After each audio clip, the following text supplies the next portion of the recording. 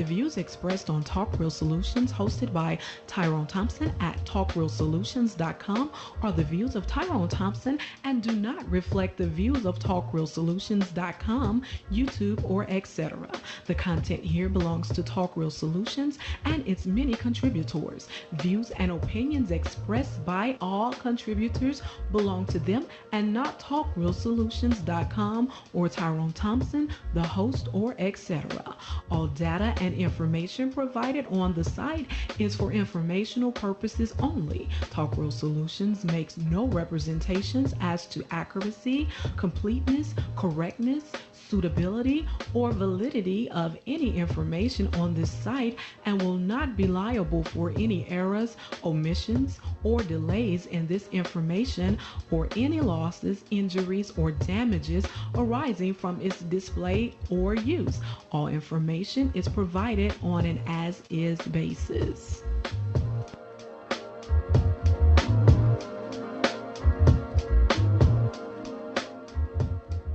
All right. Welcome to the show. Welcome to the show. This is Talk Real Solutions, and I am your host, Tyrone Thompson. I want to thank you for tuning in. Today is, what is today? March the 20th, 2023.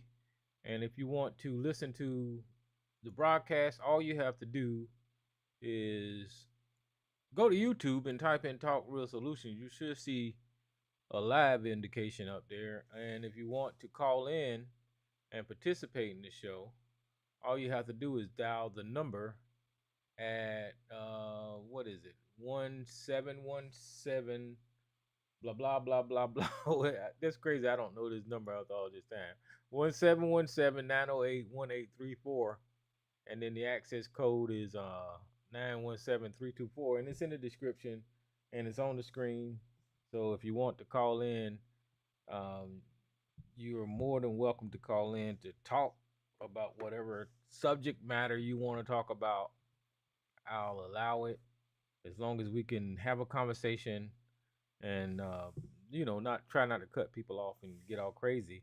And just a friendly reminder, we are on YouTube, so we can disagree without putting the channel at risk by saying threatening things and things that YouTube don't allow. A lot of people get carried away here, or it's either they get carried away or they just don't give a shit about this platform and don't care and don't care about others listening to the platform.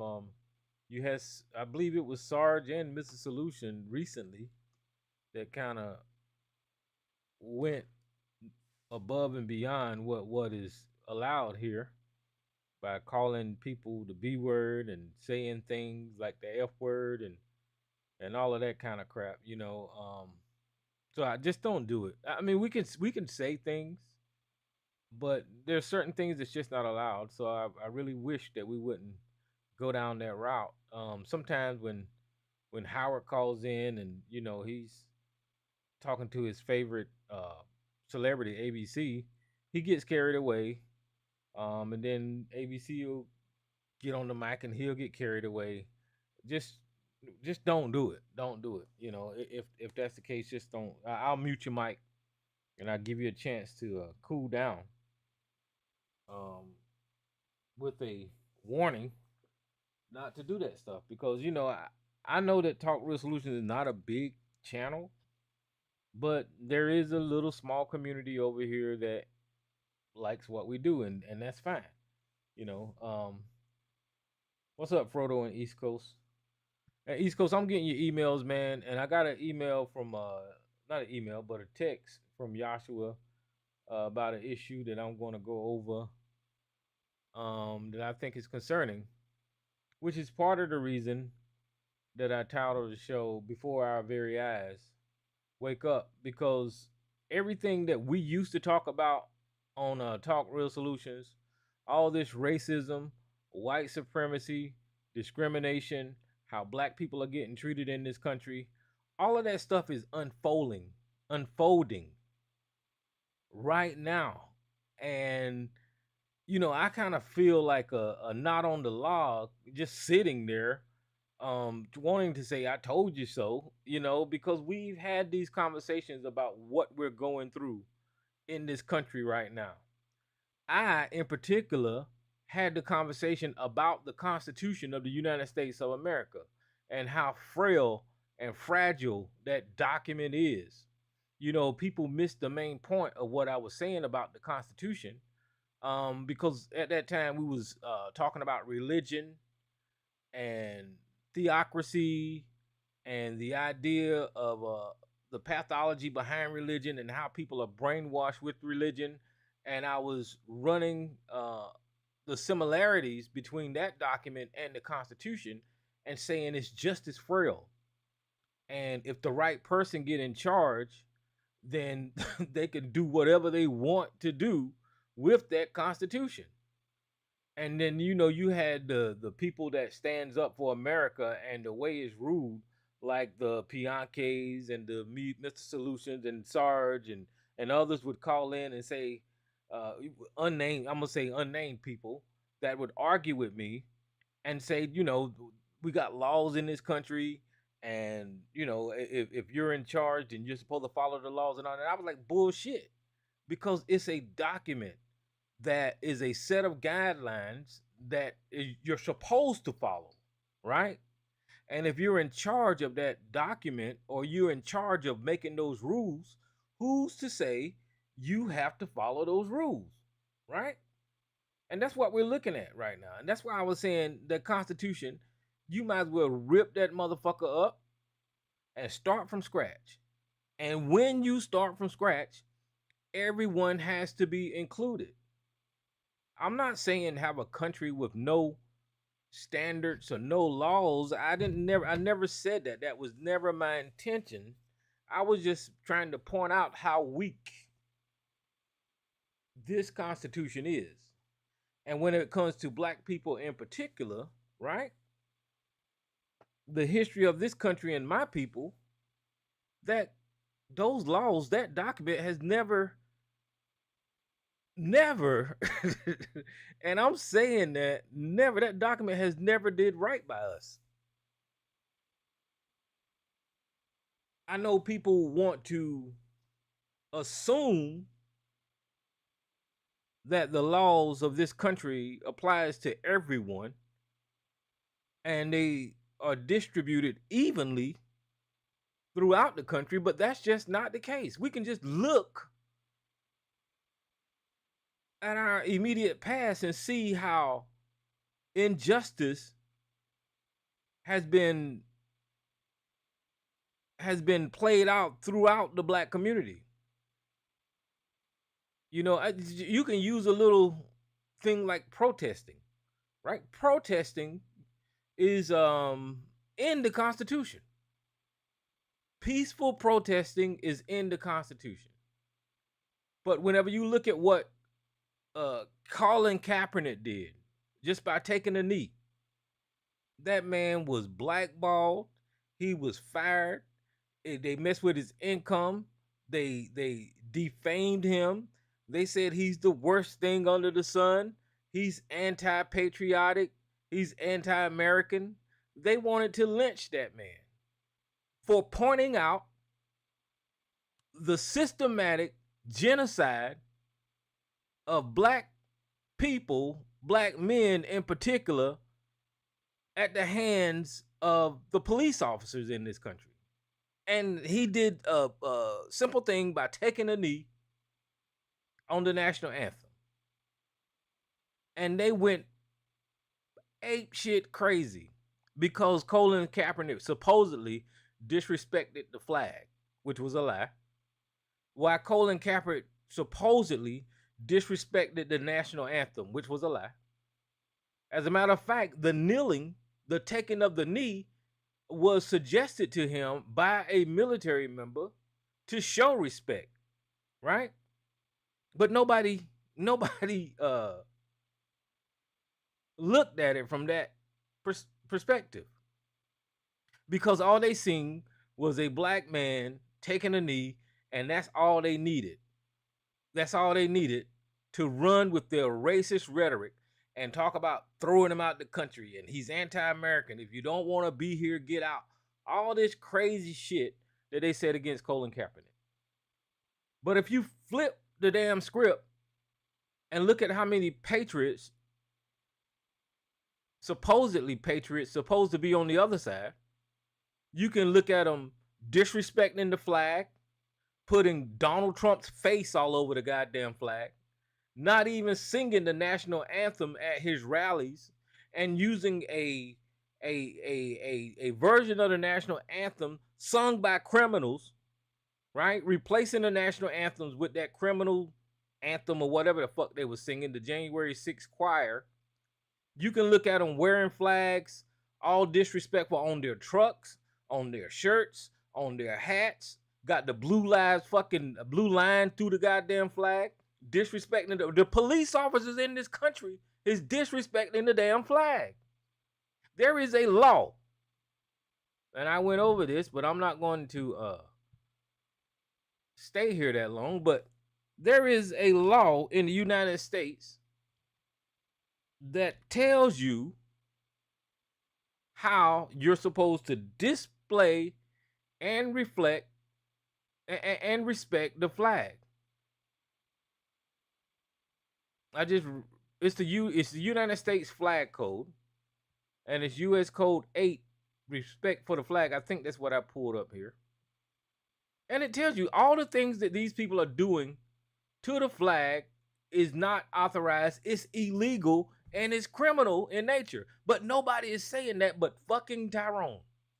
No, nobody's saying that but me. You know, and the reason for that is because white people can get away with whatever the hell they want to in this country. They can get away with whatever the hell they want to do in this country.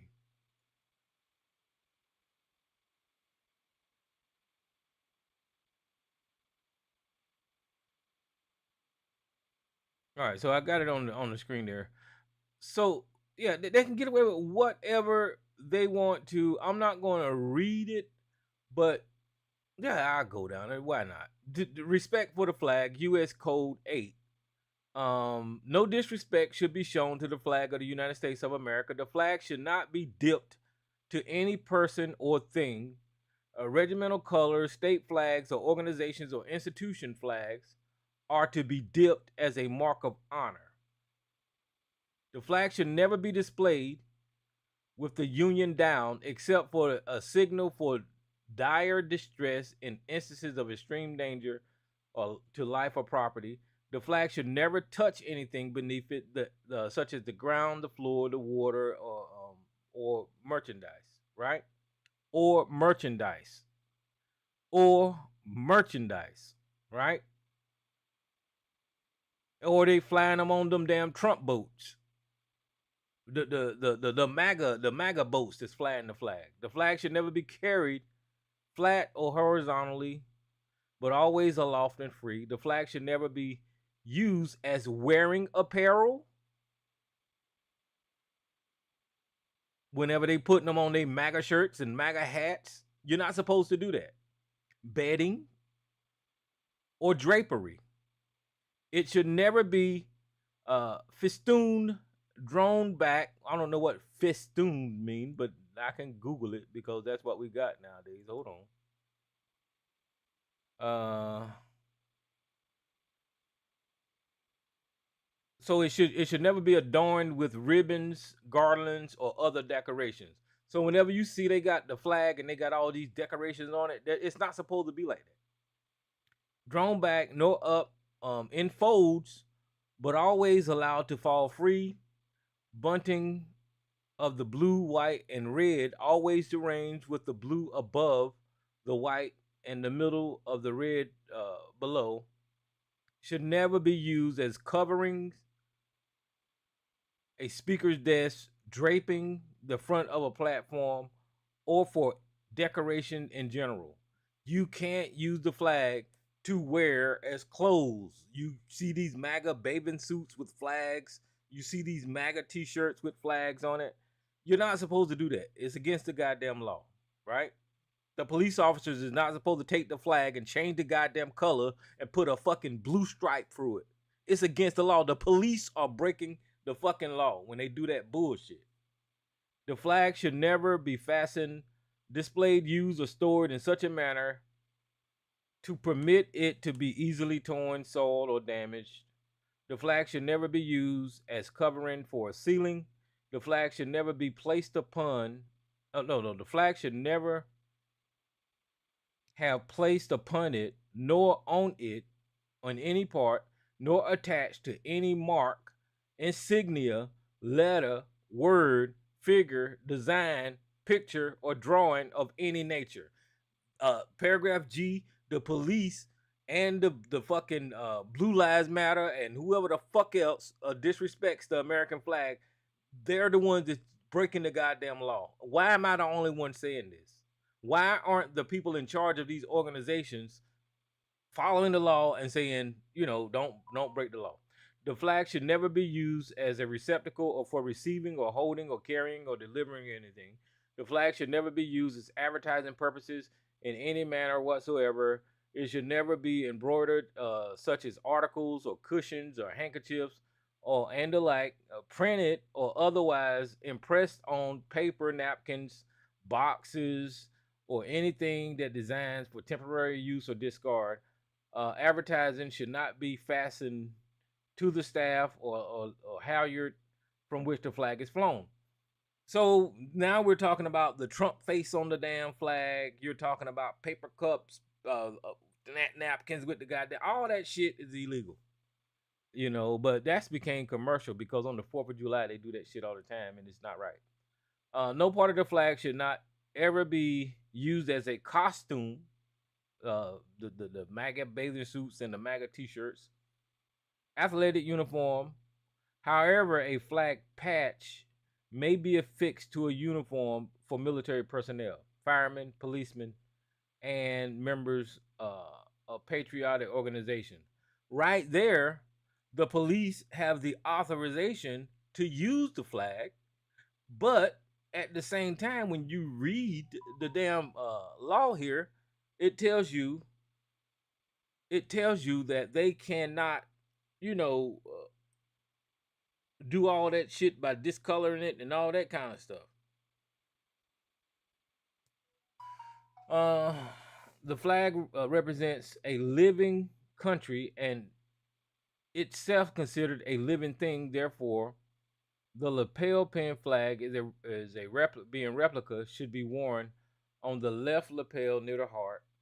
The flag, when it is in such a condition that no longer fitting, that it's a no longer fitting emblem for display, should be destroyed in a dignified and preferably by burning. All right.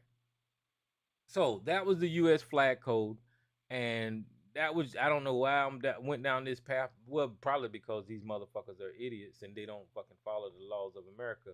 And somehow or another, I got on this topic, so this is where we at. But my point is, all of these motherfuckers that are out here disrespecting this country, disrespecting the flag, they're breaking the goddamn law, right? They're breaking the law. And I guess I was trying to give you a comparison to, I was talking about Colin Kaepernick and showing that he wasn't disrespecting the flag because he did one of the most honorable things that you can do is kneel for the national anthem and all that kind of stuff. And then that national anthem is racist. We all heard this third stanza about, promoting slavery and all that kind of stuff, right? But my point is they did that and they lost their fucking shit when Colin Kaepernick kneeled at the national anthem. But these motherfuckers disrespect this country all the goddamn time. All the time. They just do, and nobody calls them out. And the racism that we allowed to happen, and I'm saying we as Americans, has evolved to such a point to they're doing it in our face. They're doing it in our face. The Trump administration, since it's been in office, has been going through Washington, the Pentagon, national organizations, national offices, and taking down black pictures, taking down black heroes, taking down anything that's related to African American people contribution to this country, and discarding it, right? This is what they've been doing. Racism.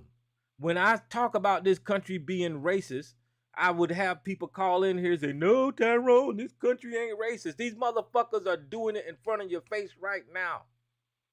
They're doing it in front of your face. And one of the things that goes along with what I'm saying. Oh, the before our very eyes. Before our very eyes means something is happening in a way that is openly visible so you can see it clearly, often implying it's surprising and unpleasant because it is what we're watching. And the reason that I'm talking about this is because the video that Joshua sent me is from a YouTuber, Jesse Dollamore, I think it is, right? And he's reading from a military article, from a military paper, explaining this is how they do it, explaining how the Trump administration is targeting black Marines, I believe it is, and kicking them out because of a condition that black skin has when we shave, right? And when I was in the military, everybody couldn't shave. I could shave without getting razor bumps, and for a little while I got razor bumps, but it didn't last that long. I guess I my skin adopted to shaving, so I didn't get the razor bumps. And you got to be clean shaven in the army, in the military. So they would, if you couldn't do it and you wound up getting these razor bumps, you would get what they call a shaving profile. And a shaving profile doesn't mean that you can wear a full beard. It means that you can shave your hair close enough to where it didn't, you didn't agitate whatever bumps you had on your chin. So you would see some soldiers that had like I don't know, kind of like a 5 o'clock shadow beard, but they were neatly groomed. They couldn't wear a full beard, right? And it wasn't no big deal. It's not a big deal. You got some soldiers that can't use a razor. I don't think nature designed us to put fucking steel blades on our face and scrape it across our skin. That's just my opinion, and that's why some people are not are allergic to scraping steel across their damn face. But my point is that the Trump administration is going through. But just let you hear this article from Jesse Dollamore, and then I'll come on the other side of it. So the title of his video is Donald Trump moves to purge black Marines from serving in the military. That's the title of his video. So I'll play it now. I was in the Marine Corps. I know I've said that a few times. You're probably aware of it. If not, if you're new here, I served in the Marine Corps for a few years. I was an enlisted guy, not an officer. So I was in boot camp with a lot of black Marines who had trouble with razor bumps or shave bumps. I don't know what they called them. When you have curly hair and you shave, sometimes the hair goes up inside and you have an ingrown hair there. And some people are afflicted because of genetics to have it even worse. And so in boot camp, this isn't for black men who are watching this, because this is for white people who don't know, or if you weren't in boot camp, but there's like a cream that they put on. It's like Nair that kind of burns the hair off so you don't have to shave it. And so you have less of a problem with it.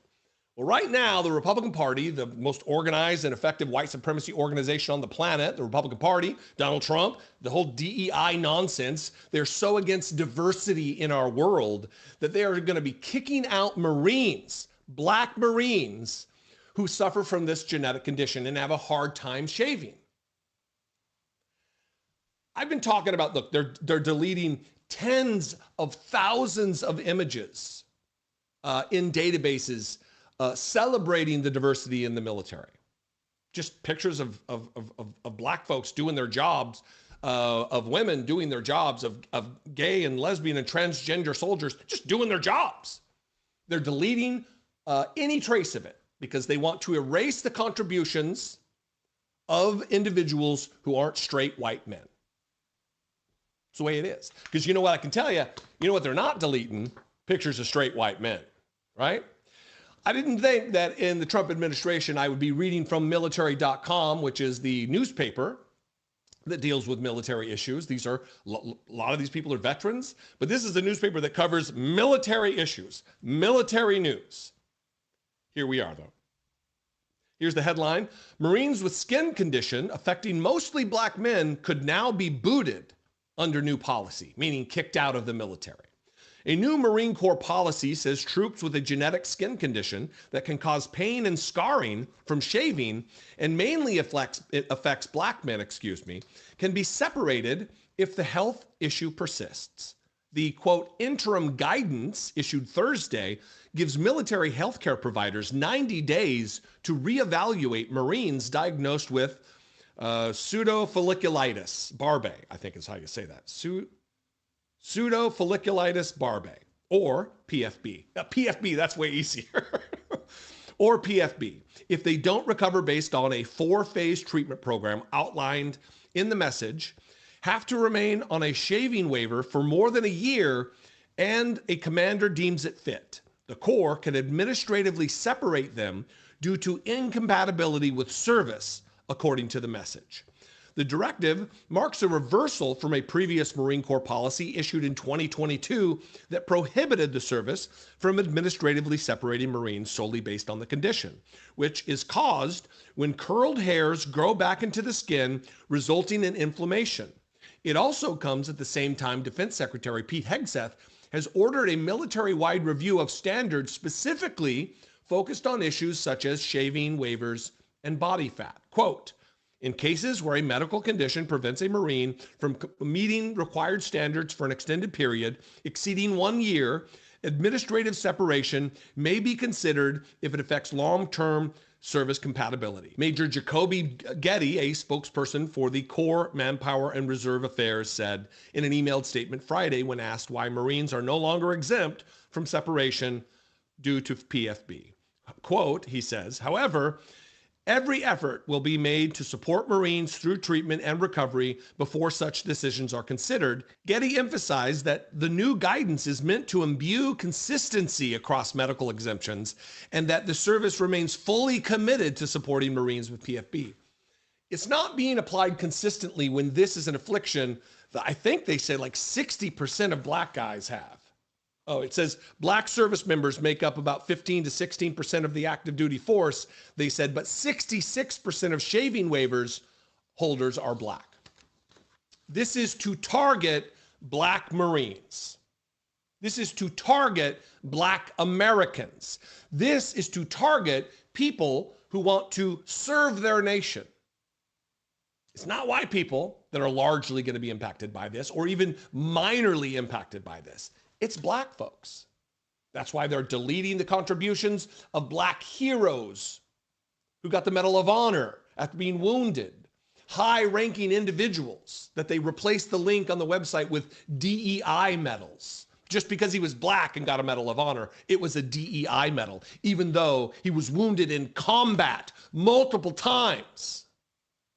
This is white supremacy. This is wanting America to be a white ethno-state.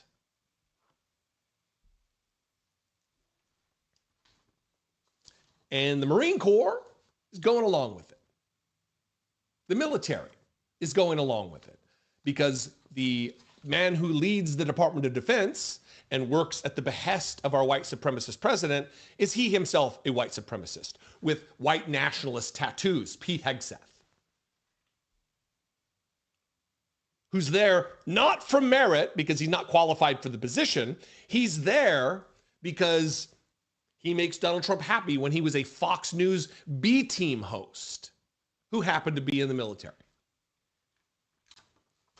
A current practicing military dermatologist who spoke on the condition of anonymity as they were not authorized to speak to the press told military.com on Friday that the Marine Corps' new policy could have discriminatory effects against Black service members who disproportionately have this condition compared to their peers and often require a shaving exemption to avoid making it worse.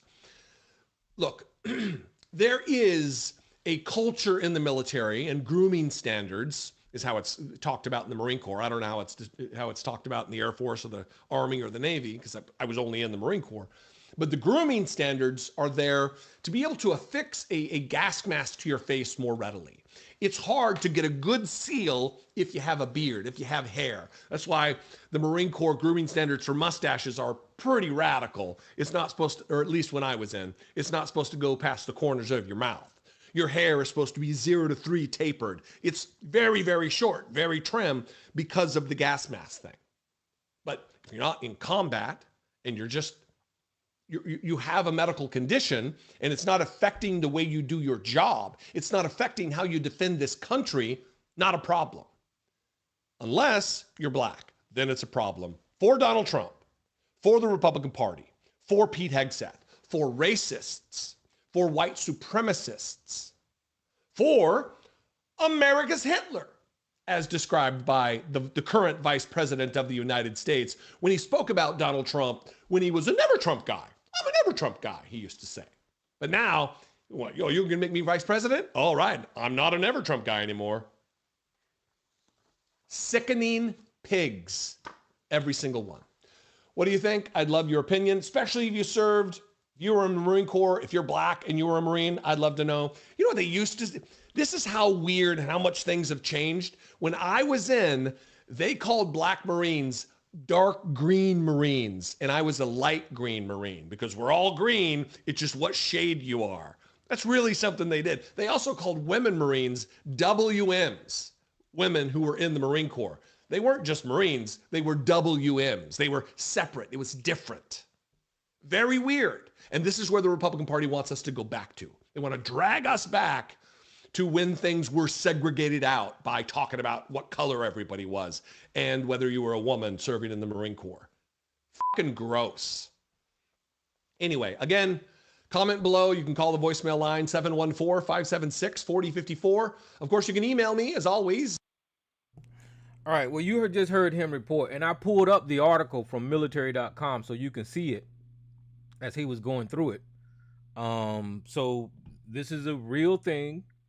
The article is dated March the 14th, 2025. Right here on the screen, as you can see, from military.com. And as he was going through it, of course he went over some things. But let me skip down to a section that stood out. It said the message outlines 4-phase treatment protocols. The first phase addresses potential mild cases and recommends that Marines diagnosed with PFB avoid shaving for 4 weeks until all lesions have subsided. The next 2 phases contend with moderate to severe cases for which non-laser hair removal and modified grooming standards are advised.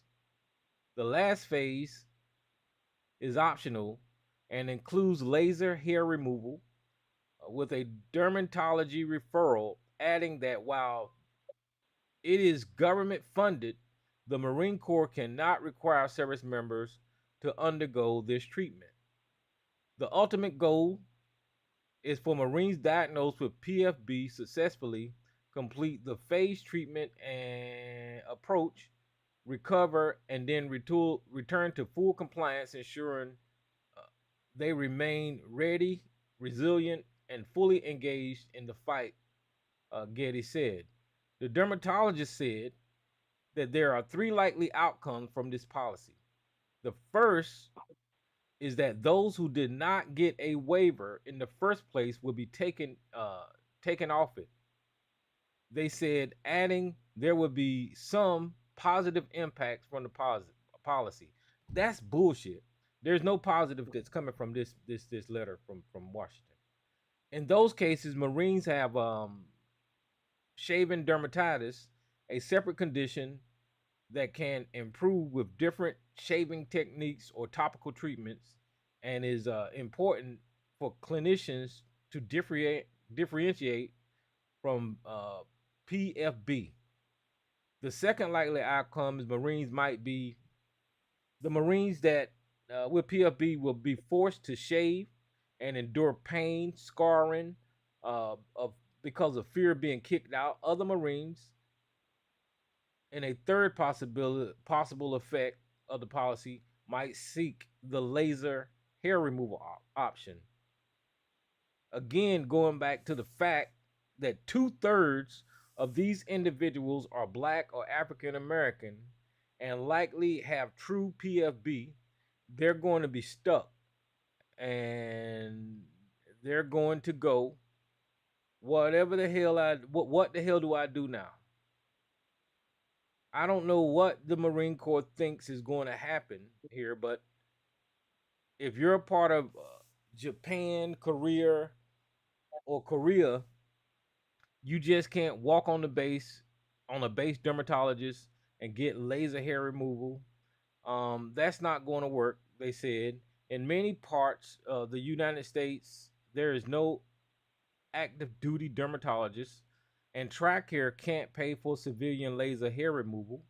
There's no mechanism by which they can reimburse somebody for doing that. That could leave some Marines without an option. Okay, so I wanted to point that out because the message pretends to give these remedies, pretends that there's options out by letting your hair grow out and see if the bumps go away, by seeking laser hair removal, by going to a dermatologist, getting diagnosed with a certain things, and going up under this treatment program. But let's just stay there for a second. You're asking Black military service members to go above and beyond what the other service members are doing just so you can serve. Just so you can serve. And not only that, something that is naturally occurring in your skin, they're holding it against you and threatening that you're going to get kicked out because of this quote unquote medical condition, when it has not been a problem for the Marines for I don't know how long. I don't know how long. They have been fully compliant otherwise, except for the hair growing out of their damn face that is becomes infected whenever they drag fucking steel blades across their damn skin and cause ingrown hairs. You know, this is racist, is my point. But this is how they use the system and try to have you focused on other things while targeting only Black people. This is what this policy does. I don't know. I think I've seen some white people with hair bumps. I think mainly, I did. But there was like, I guess there's certain genetics, red hair people. I think sometimes they get hair bumps or whatever. But it's not the same percentage as it is Black people. Like he alluded to earlier, there's a high percentage of Black people that are going to be affected by this. It says Black service members make up 15 to 16% of active forces, but they are 66% of the shaving waivers. 66% of the people who get the shaving waivers are Black. That is a large portion of service members that is possibly going to get kicked out. Sarge is in the damn chat room yelling bullshit, but here's the article. Look at the damn screen, nigga. It's military.com. Right there. Article dated March the 14th, 2025 at 6:40 p.m. So you can sit up here and suck Trump dick all you want to. Oh, excuse me. See, I done got carried away. You can sit up here and suck up to this administration all you want to, but I am reporting on the real news that's coming from military.com via the audio we just heard from Jesse Dollarmore. But Yashua, I got your line open, and you can speak on this if you want to, brother. Yeah, man.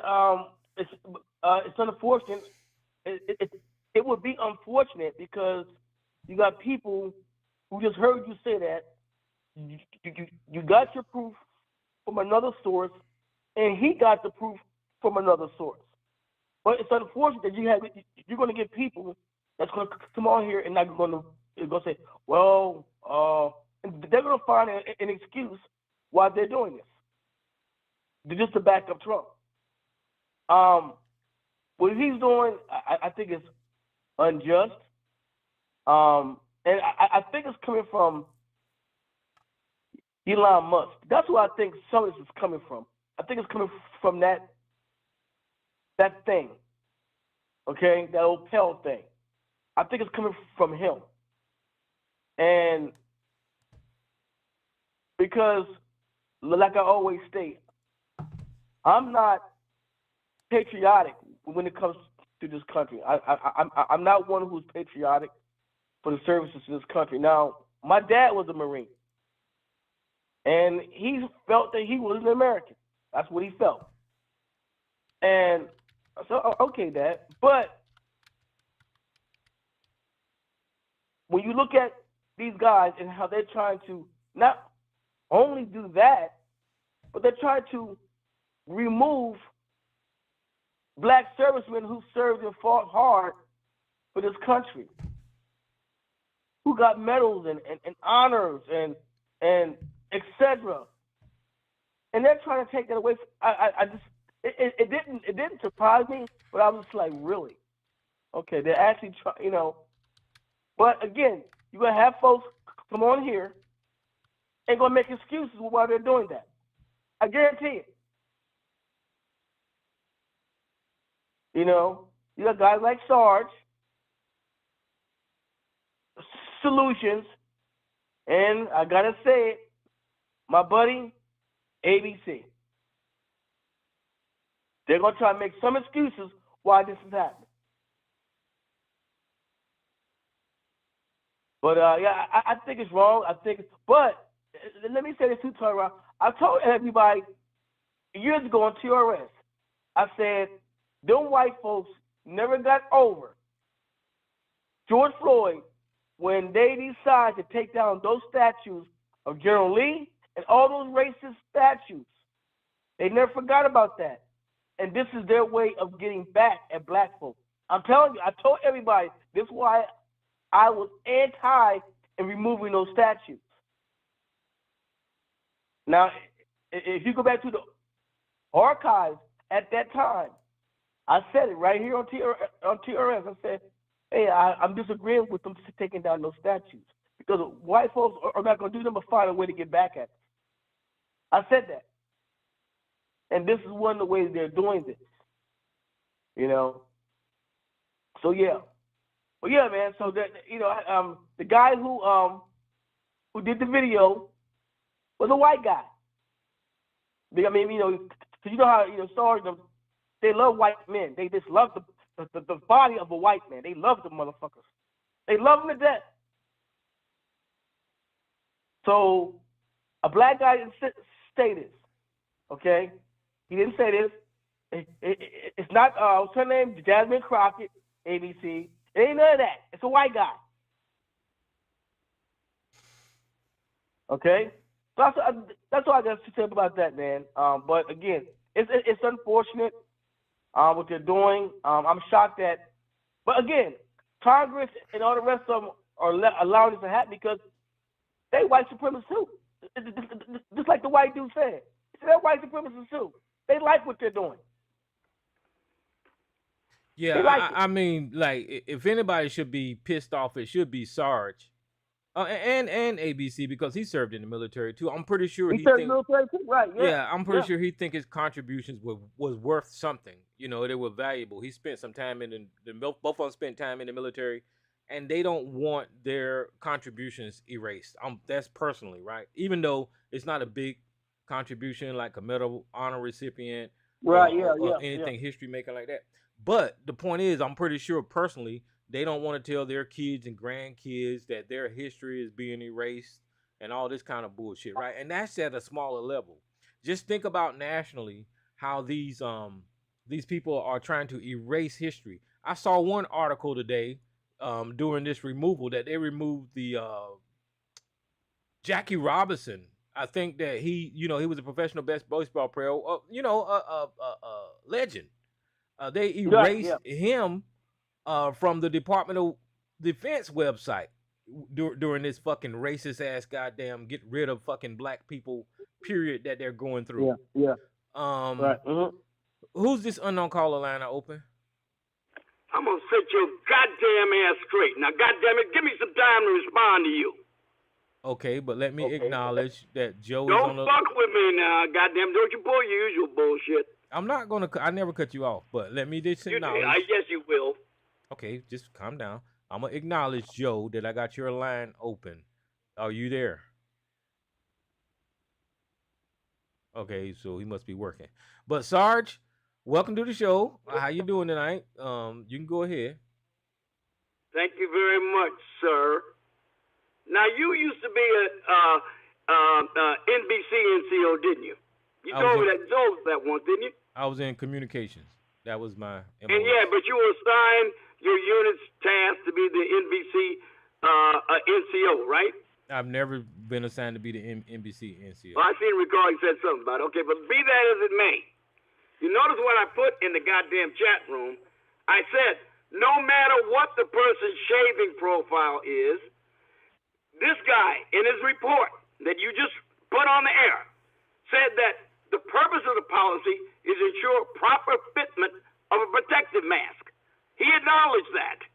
So, in a contaminated environment, the person with the condition is going to have to shave no matter what it does to their skin. Because it's more important they be able to wear the mask than to have the condition, isn't it? Isn't it? Go ahead. Yeah, you don't have to answer because you know goddamn well it's true. No, I want to respond to you when you're done. Go ahead. Wait a minute. Let's get back.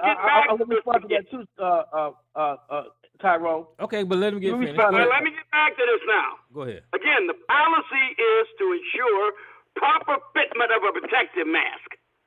Because you get a leak in a protective mask, you're going to inhale cyan blood agent or mustard gas or blister agent or nerve agent. You're going to die. So you got to have a mask that fits right. Now, this guy says it could affect black Marines. Marines with skin condition affecting most of them could be black. He didn't say it would be. He says they're going to try to do things to ensure that you're going to be able to meet the policy. But this goes to a bigger issue than even this individual thing here. It goes to this whole issue that these people now under Donald Trump's administration who are holdovers from the last regime are doing this policy they call malicious compliance. And you kind of mentioned it with the other stuff that it doesn't affect this particular issue, but since you mentioned it peripherally in other statements about other things like removing information about Jackie Robinson and shit like that, that goes to the issue of malicious compliance. They're trying to make the policy look stupid. That's what they're trying to do by going overrode all this silly ass shit. How about this then? They're going to they took down the B-29 Super Fortress that dropped the bomb on Hiroshima, which is part of American military history, a very significant part, because the commander of the ship, Paul Tibbets, Colonel Paul Tibbets, who commanded the plane, he's the pilot commander, he named the airplane after his mother. His mother's maiden name was Enola Gay. Then there's another guy who was a torpedo squadron pilot in Torpedo Squadron 8 at the Battle of Midway in 1942. That every single one of those torpedo bombers in an attempt to sink the Japanese fleet would sacrifice themselves, and every one of them was shot down, and every member of the squadron was killed except one man. You know what his name was? Ensign George Gay. So some dummy up there decided, we're going to show these people that we're going to take his name down too. See, this is the kind of shit they're doing, and this is the kind of thing we're doing. And finally, one more thing I want to say about this. Nobody, that's not you, not me, not anybody who's ever been in the armed forces, not even Audie Murphy, has a constitutional right to serve in the armed forces of the United States. Like the stupid judge Angela Reyes said, you can't discharge transgenders because you violate the constitutional rights. That's what she said. Can't get rid of them because look, every single person, without exception, that goes into the armed forces has to meet the qualifications of the armed forces, whatever they are, and they vary depending upon the needs of the service. Like when they did that Project 100,000, where Robert McNamara took 100,000 men who normally would not meet the mental aptitude qualifications for the armed forces, and said, we'll lower it 20 points when we get 100,000 more inductees, and that was disastrous. That was a horrible idea, but that's what the military did. But guess what? No matter how bad an idea it was, that's what they get to do if they decide what the qualifications are. No one has a right to be in the armed forces unless they meet the qualifications laid down by the armed forces at the time they come in. No one. So just keep that in mind when you talk all this SH&IT. You got to meet the qualifications because the military ain't like anything else.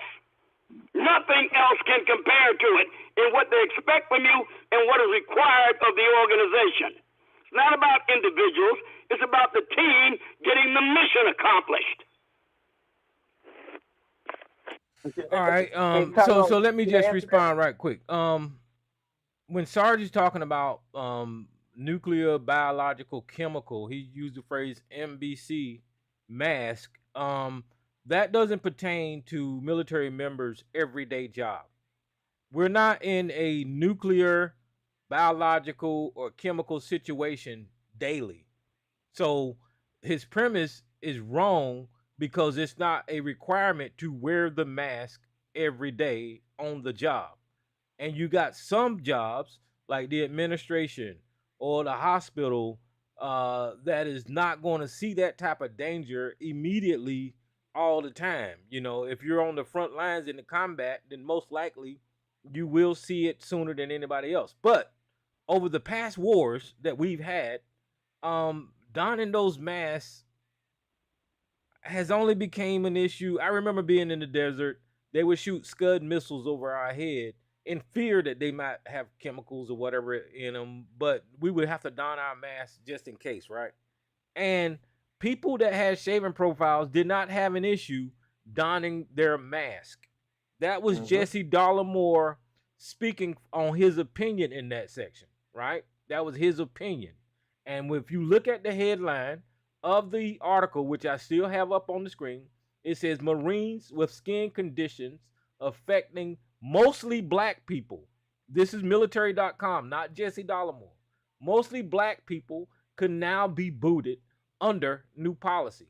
So nothing that he said was false. Whenever he gave his opinion, Sarge got his opinion on how that works. I think Sarge is wrong. You know, Sarge is not the subject matter expert when it comes to people with shaving profiles and wearing protective masks. And Sarge said that nobody has the right to be in the military under the Constitution, but the Declaration of Independence say that we have the right to life, liberty, and the pursuit of happiness, right? That's what it says in the Declaration of Independence. And the pursuit of happiness could be military service. Liberty is that you're choosing to serve your goddamn country. So I don't know where Sarge is getting off the goddamn boat here, but he got it all fucked up. But Joshua, okay, Tyrone, okay, let me no, respond God to what damn you it, said about it ain't my your turn. response. And this is it, Tyrone. This is it. Tyrone, you're supposed to be ready to go up. Look, you have the luxury of deciding when the balloon goes up. No, be quiet. You had your damn turn. Be quiet. Hey, you weren't talking when I started talking. Okay, now. Let me finish my one fucking sentence, and then you can say something. No, I'm not. One more time. You don't get the luxury of deciding when the balloon goes up. It's my turn. It's my turn. That's all I wanted to say. It's my turn. You can go now.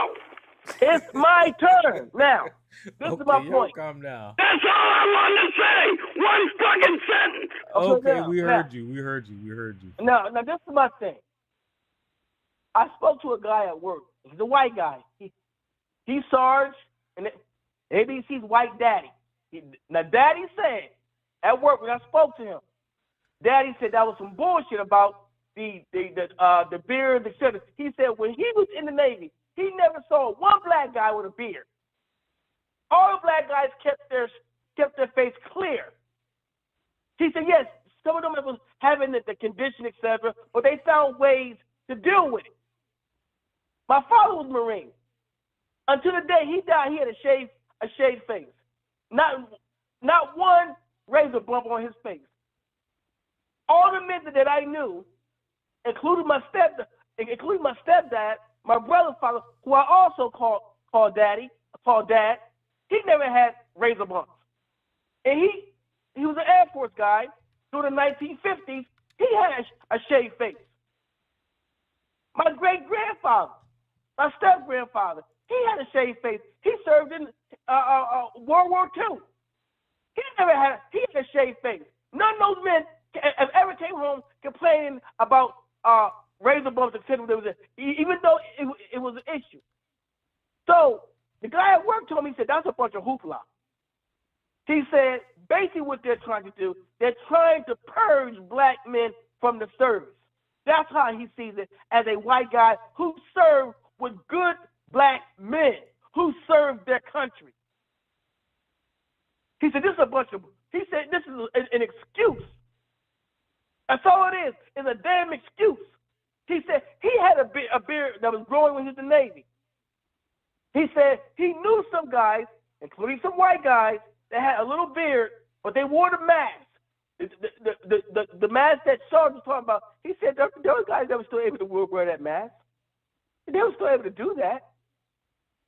He said that's a bunch of hoopla, and he said it's hurting to him. Man, I said Tyrone, this white boy is like he's ready to cry at work. He's ready to cry, and this guy had to be in his 60s, middle 60s. He's ready to cry. Face got red. He was hurt. He had his fist balled up. He was hot. He said, I know good African American men who served their country with dignity and respect. He got kind of so emotional, Tyrone. I had to get away from it. I was trying to walk away from it. I said, oh shit, what did I cause? But he said that this is some nonsense. So again, that's what he said. And that's all I had to say. All right. And that's what he said. He said that was a bunch of nonsense. That was bull crap. All right, Joe, welcome to the show. But let me say this right here first. I remember now that we're having this conversation, I remember guys being in the Army with a shaving profile, and they used this cream. I can't think of it. It was mixed. It was a powder, and they put a little water in it. Magic shave. Magic shave. That's what it was, Yeah. and it stunk like a motherfucker. But Right. it got rid of the hair. So the problem that they're talking about, these people actually don't have, because they used creams like Magic Shave to get rid of the hair, so they could don their protective mask. But go ahead, Joe. Welcome to the show. Uh-oh. Joe, you there? No, I think he got me confused. Oh, who is this? Oh, this is Sister Sister Nobody. You Nobody. ain't even got to tell me who you is. I hear you. What's going on, sis? What's happening? You can go ahead. Hey, All right. What's can you hear happening? me? Yeah, what's happening? I don't know. Something happened. I don't know what happened. Something happened. It sent me to a sub-conference. Sister Nobody. What you got going on, Yes, sis? sir. Yes, sir. How you doing? All I heard right. your monologue, and I was just thinking, like, oh boy, the trinkets of America that they have given to blacks, rightfully earned. And let me say that, rightfully earned. But we're just not ready. We're not ready. We're not ready for a mass exodus because we can't decide on where we want to go. We're not ready under this current economic currency system. We can't fund the military if we wanted to create our own. We're just not ready. We're just not ready. It's like we just have to sit on the sidelines and watch the unraveling of these trinkets, that they've given to us. Rightfully earned, though. Rightfully earned. We have to sit on the sidelines and watch them be taken away. I don't know when it's going to be enough. Is going to be enough. It's like a bad relationship. I don't know when enough is going to be enough. When is enough? I mean, that's the question I have. When is it enough? So when you say, you know what, this place that we have been kidnapped to is not the place for us. I don't know. That's all I wanted to say. Well, yeah, you're absolutely right, and we talked about this on the show so many years ago. What we're witnessing now, is unfolding right before our very eyes. These white racists, white supremacists, are taking charge, and they're trying to dismantle the little bit of history that we were able to maintain, throughout this country. And right now in the headlines, it's the news with the military that they're trying to do it in. And people like Sarge don't see anything wrong with it. They're clearly targeting black people. They're taking away the photographs of people who won the Medal of Honor, Jackie Robinson, people who served in the Pentagon.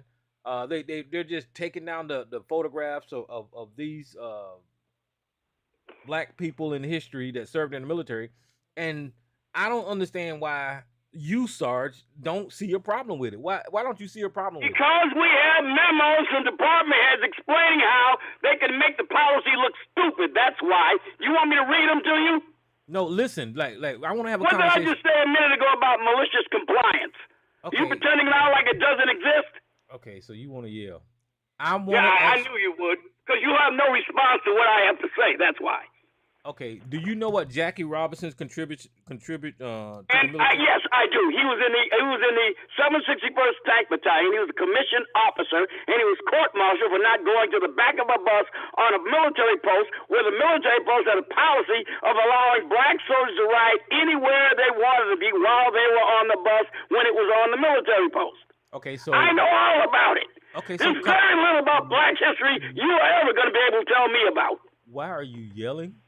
I just Because you always do this. You need to go talk that way to somebody else. I just want to have a conversation with you. So you know that military history about I Jackie just told you what it was. So are you satisfied to have at least a vague understanding of the significance of Jackie Robinson to the United States Army and to the Civil Rights Movement? I'm not disagreeing with you. I said I am acknowledging you know that history about Jackie Robinson's military service, and the world knows about his contribution to sports in the form of baseball, right?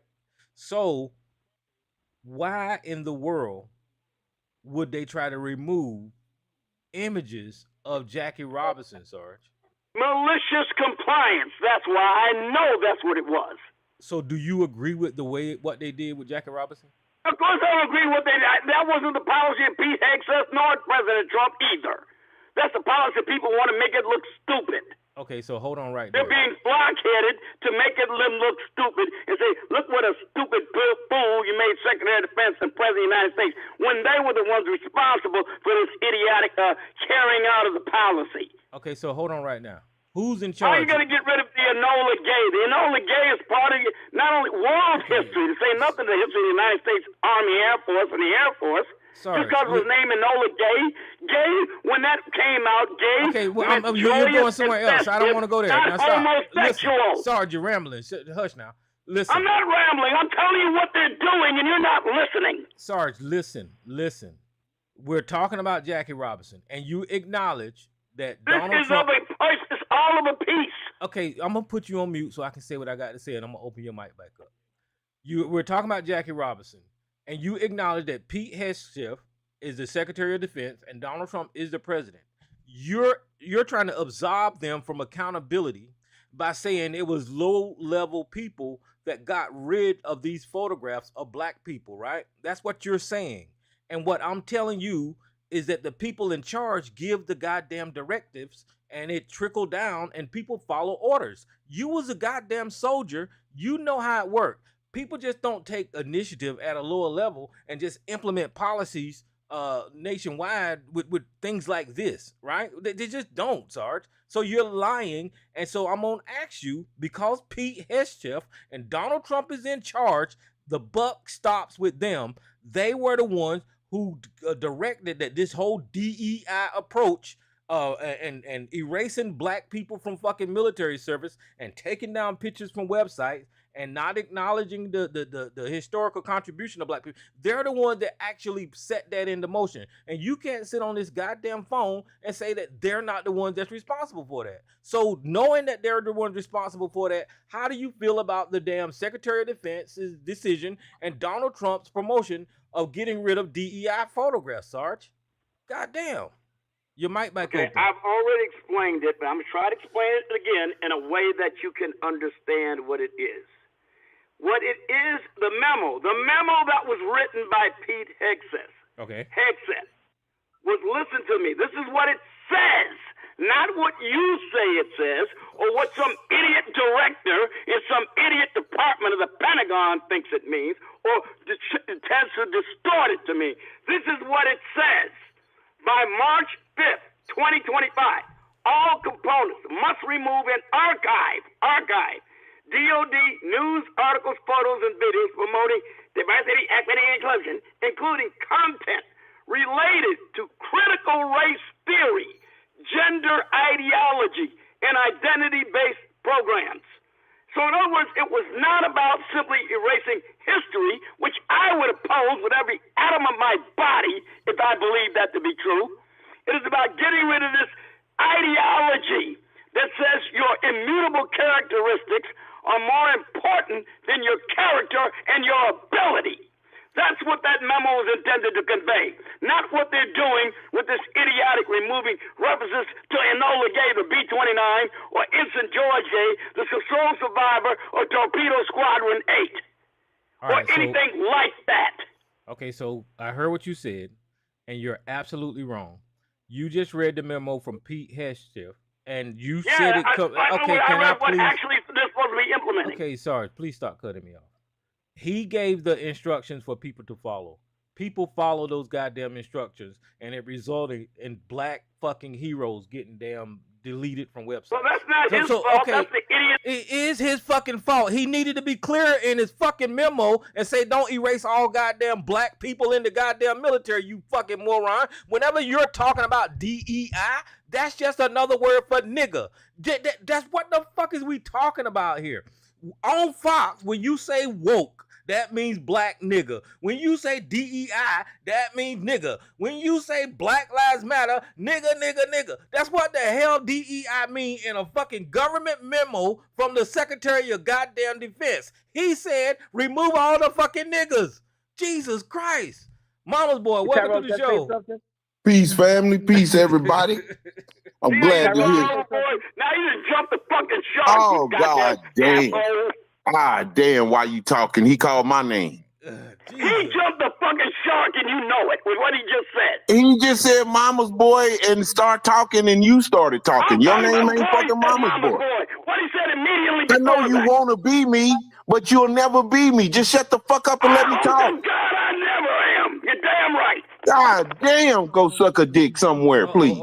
No, Tyrone, it just sounds more and more. Okay, Sarge, go throw your legs up and put some Benoit balls in while I'm talking. Okay, now none of that. Okay, hold on. We on YouTube, y'all. Y'all got to cool down for a second. Go ahead, mama's boy. It just sounds more like cracker-splaining to me. Like when the cracker says they're going to do something and they do it, the apologist comes on the line and says, no, it was somebody else. When we all see it was the cracker who did it. Okay? So it's just more and more of Sarge's normal posture of protecting the white man. That's all it is. I mean, he does this all the time. Whenever something happens that he does not, whenever something happens that he knows he doesn't enjoy, he likes to absolve his daddy, even though it was his daddy who did it. He'll say somebody else did it. He'll blame it on some. It's a childish way of dealing with issues, blaming it on someone else.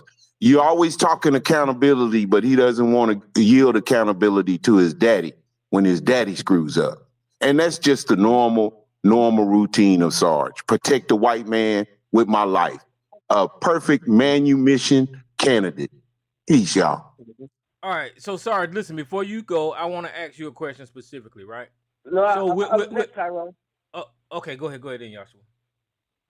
No, I was going to say, what he said about this person that's supposed to the memo, that is a bunch of hoopla again. They took down black honorable mention soldiers. They knew damn exactly what the hell they were doing. They're not that they're stupid, but they're not that stupid. So they know exactly what the hell they were doing. This had nothing to do with some policy of DEI. No, stop it. Let's grow up and be real men. It has nothing to do with that. They wanted to remove black soldiers who, in case, believe in this country more than what I did. More than what I did and more than what I would ever believe. They believe that this country one day will be a right country. They believed it. If they fought, if they joined the military, if they went into their screwed up ass wars that had nothing to do with black people. So they believed in that. And for them to do this, again, it's a spit. They're spitting on those soldiers who died for this flag. They spit it.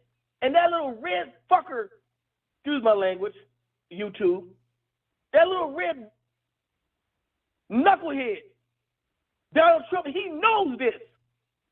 He's been around long enough to understand that. He knows it. This had nothing to do with no damn DEI. A black soldier joined the military had nothing to do with DEI. Not a goddamn thing with DEI. Nothing.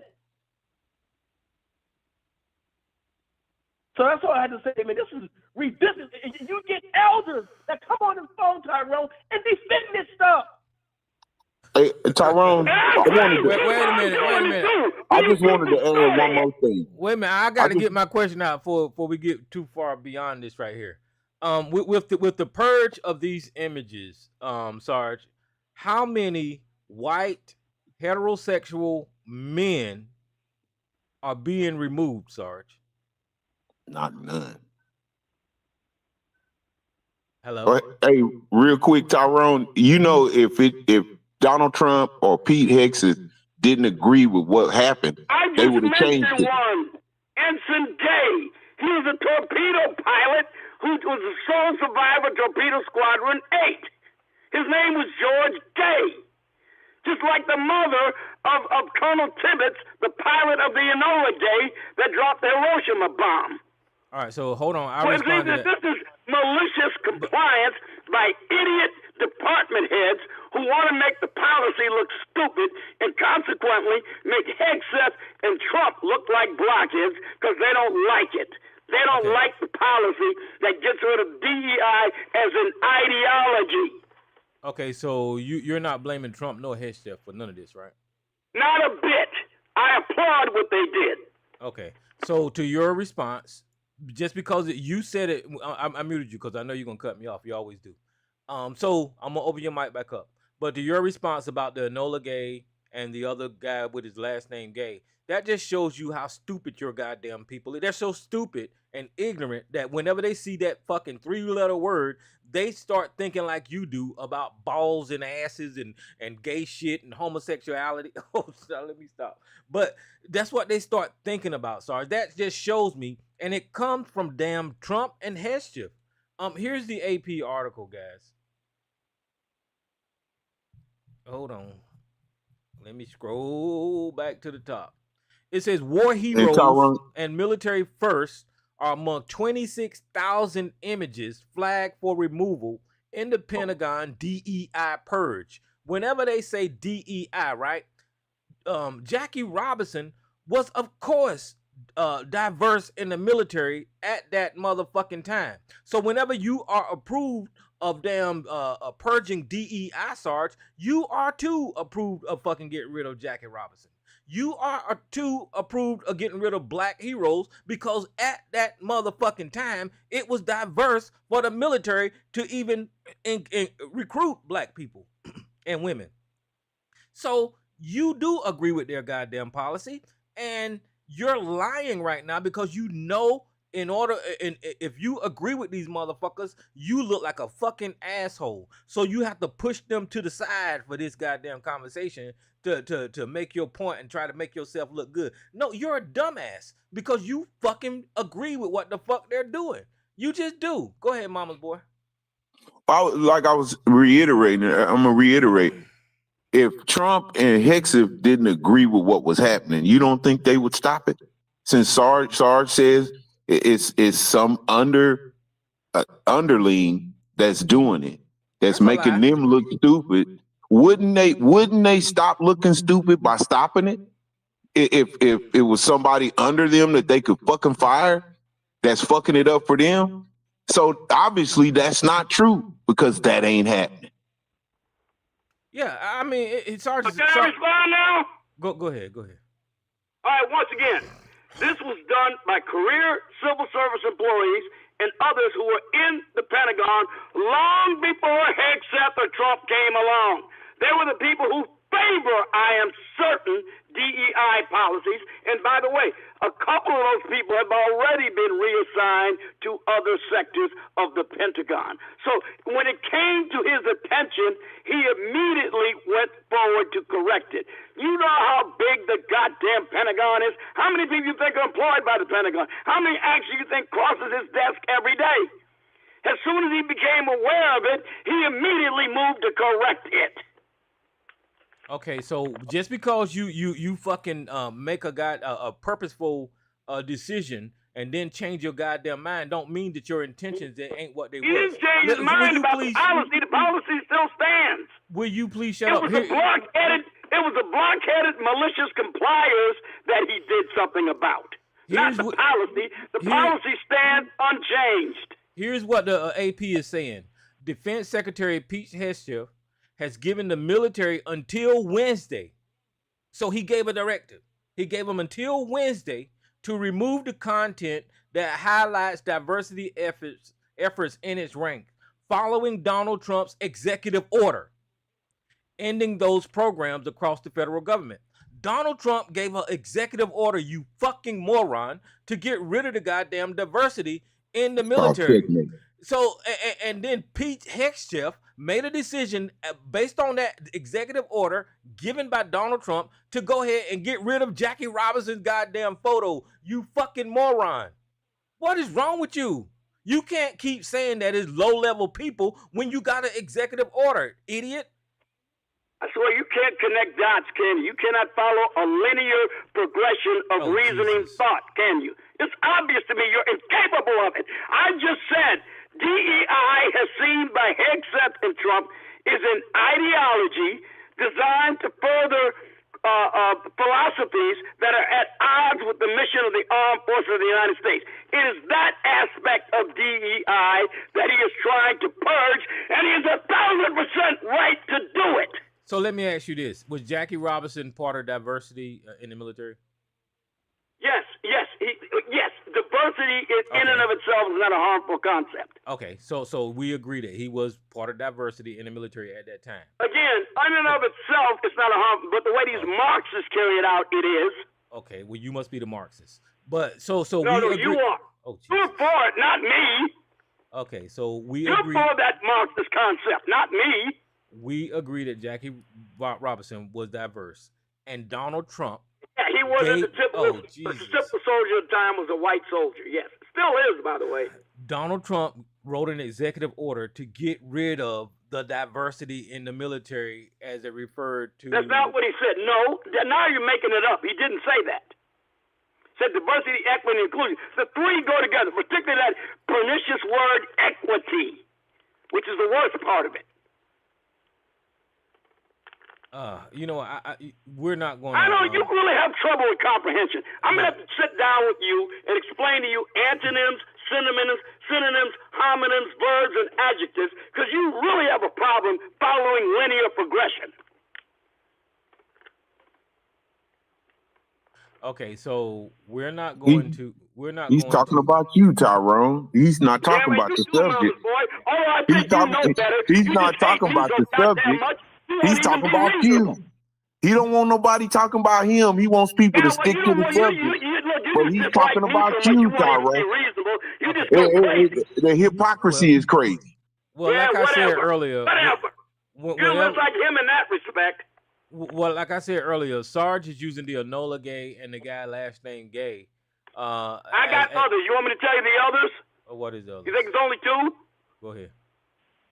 When they use things like Charles Francis Rogers, who got the Medal of Honor in Vietnam, he was a battalion commander, a lieutenant colonel, and you ought to read his Medal of Honor citation. They removed him too. Why did they remove him? Now, I know goddamn well Pete Hegseth never intended for them to move no Medal of Honor winner from the awardee from the goddamn Rolls of Honor of the United States Army. Why did they remove him? Because he was the first battalion commander to get it. What was his name? Being the first black battalion commander to get it. And so, as a result of that being, they said, oh, he's the first. See, we can show them how silly they are with their diversity, equity, inclusion policies. What was his name again? What was his name again? Hold on, I'm getting the exact name, so I don't. You go look him up, and you can see what he did. His name and his race, please. He was lieutenant colonel. He's a black man. Oh, he was black. Hey, move to the side, Tyrone. Let that man die for the white man. The man died for his soldiers. He was a battalion commander. Talking about you diving, D-I-V-E, Sarge. You hard of hearing, motherfucker. His name was Charles Calvin Rogers. Charles Calvin Rogers, huh? And he was black, right? Yeah, black man. Yeah. So what I'm trying to tell you, Sarge, and you just acknowledged that they removed Charles Calvin Rogers. Did you not just say that? Do you think Pete Hegseth would ever have allowed that for 1 microsecond if he knew it?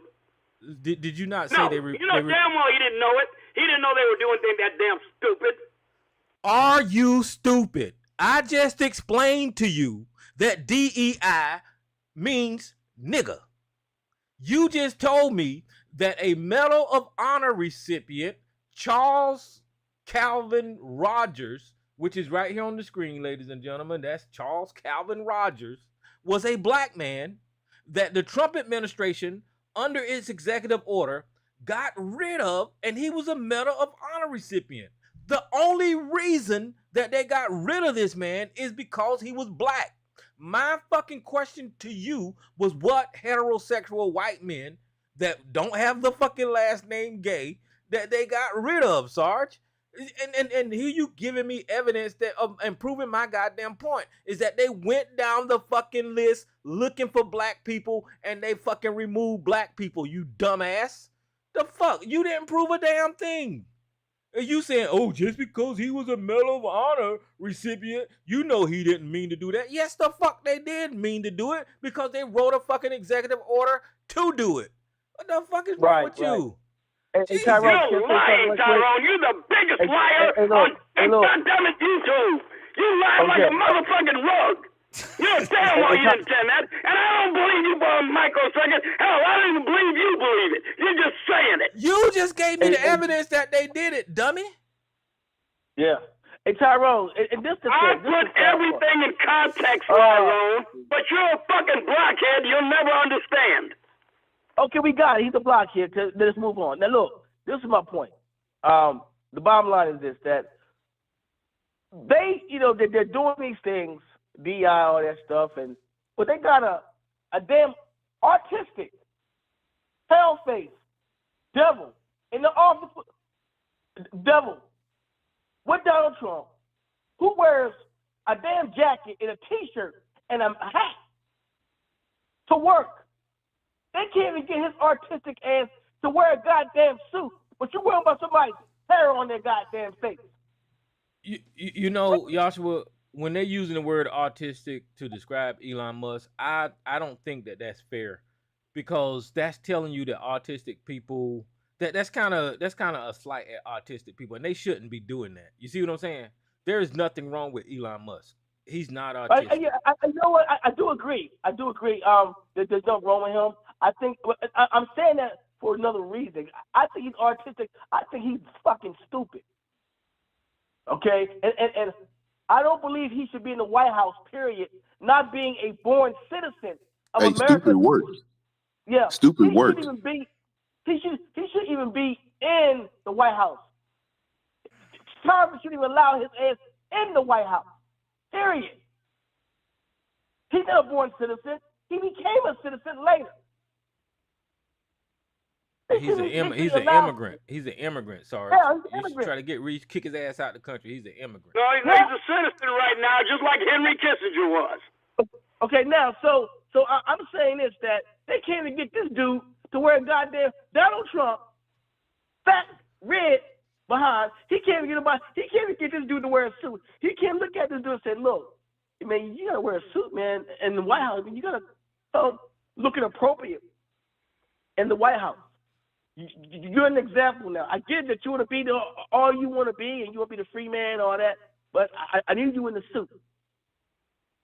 You know, but he ain't gonna do that because he can't talk to that. I don't want to cuss no more, but my point is, man, that again, that they can't even get this dude to follow instructions. You see, so that's how I look at that. And then again, we have elders who come on here and try to defend that foolishness. Well, at least you can rescue stranded astronauts that their own goddamn government left stranded in outer space. Yeah. Okay, that's a lie. Listen, figure out a way to get them back. Those astronauts was not stranded. They chose to stay on the space station. The narrative of the stranded astronauts came from Donald Trump's campaign when he was trying to elevate Elon's position in the space program. Those astronauts did an interview saying that they chose to stay on the damn space station.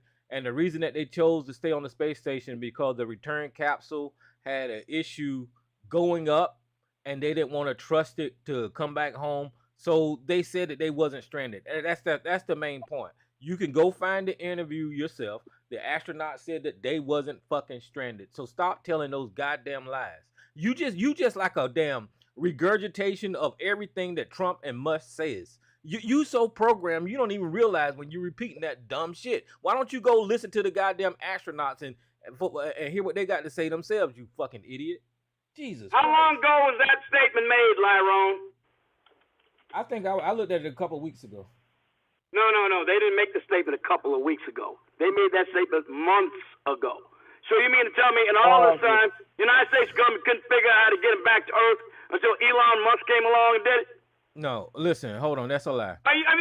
That's a lie. Because they was responding to Donald Trump either on the campaign or at a rally, or he was talking to somebody and it made international news when Donald Trump said the astronauts was stranded. As soon as Donald Trump said that, those astronauts came on camera and said that they wasn't stranded. So it wasn't no months ago. Good Lord. You don't even follow the goddamn news. The statement that you made was made after the look.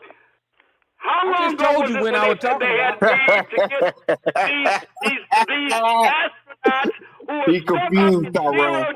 You realize you're not supposed to be in 0G that long? He confused. Okay. There's another lie. Listen, we have an astronaut now. We have astronauts that stayed up in 0G much longer, almost a year, if it wasn't past a year. And you know, they came home. It's fine for people to be in 0G. It ain't, it does take some type of toll on you physically, but at the same time, it's not going to kill you. And now you're using a red herring to get off the fact that you made a goddamn claim about those astronauts being stranded, and you got proven to be a fucking lie.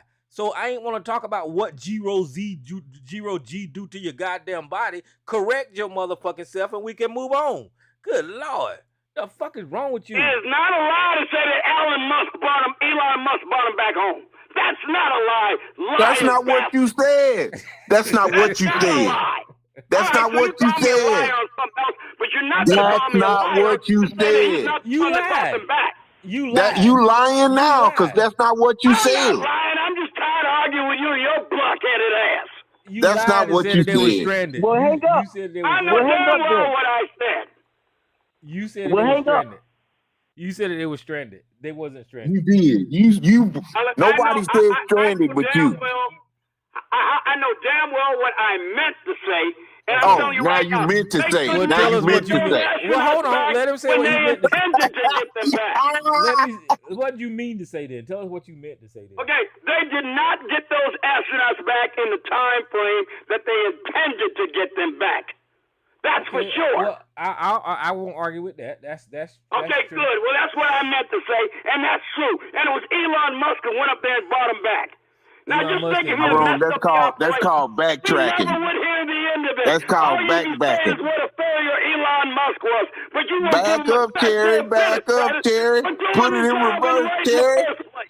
Okay, so you with your chest And you earlier. won't give him any credit for doing the job well. With your chest earlier, you screamed out they were stranded. That was what your fucking words was. And that's what I Well, was. now we've corrected it, so let's move on. So you lied. Is that what We you both did? agree that I should have said that then, okay? So you They lied. didn't bring them back in the time frame that they intended to do, and they had no means of going Back up there. up, Terry. Back up, Terry. Put it in reverse. So you lied. God damn, man, I swear to God, all the times I done caught you wrong, you 14th Amendment know-nothing asshole. Oh, Jesus I done Christ. caught you wrong a million fucking times. Uh-oh. I don't talk about it all the goddamn time. I could. Let Sister Nobody speak. Go ahead, Sister Nobody. No, you also brought up about the blue flag. So should the police officers that wear blue flags, should they be reprimanded for wearing them? And also, as Tyrone put forth, breaking the law, what should be the punishment for that? And Yeah, sorry, should that's a that be good question. something that the fraternal order of Hey, police what does should Steve address? have to do with cops wearing flags on their uniform? What does he got to do with that? No, she wants to know what you think about the United States flag code and the police officers disrespecting the flag by wearing that thin blue line and graying out the damn flag and That's all not that. the United States flag. The United States flag has blue, white, and red stripes, a blue banner with white stars on top of it. That is the United States flag. Anything Okay. else is not the United States flag. So how would So you they're describe? not facing the flag. How would you describe that flag that you wore on your Wait a uniform? minute, I was in the color guard. I had to know, not colored guard, the color guard. I had to know flag etiquette. Okay, And so- one of the first things they do when they teach you flag etiquette is what the flag is. And the flag of the United States is not blue with black and white stripes. That's not the United States flag. Okay, so So let what me they ask got you. on the uniform is not the United States flag. Okay, it's so a simulacrum or simulation of something that represents something else. So the thin blue line flag that you wore on your uniform is not the United States flag? No! Let me say it again. See, I read the United States flag code. It tells you what the United States flag and describes it to a T.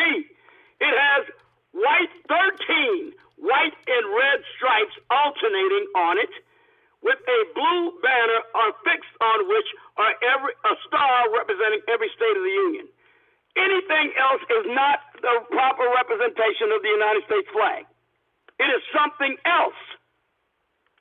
So you're So, telling me so is it an implied flag? You What talk is about it the then? law, that's in the law.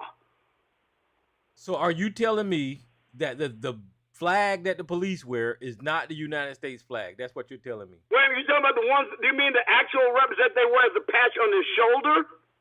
The one with the thin blue line through it. That's the one we're talking about. That is not the United States flag. I don't care what you say. You don't seem to understand words coming out of my mouth. Okay. That is not the United States flag. It is a symbol of a cause they espouse, that is fallen police officers die in the line of duty. That is not the United States flag. I'm going to keep saying it from now till doomsday until you acknowledge it. Okay, I'm not going to acknowledge it. And I just put a I picture didn't think of the. you would. Okay. Because you don't even know the law or the flag code etiquette. You don't know what the United States. You up here when they call reveille, what you have to do? You had to stop what you're doing, face in the direction of the bugle and salute, didn't you? Now you didn't know what you were saluting.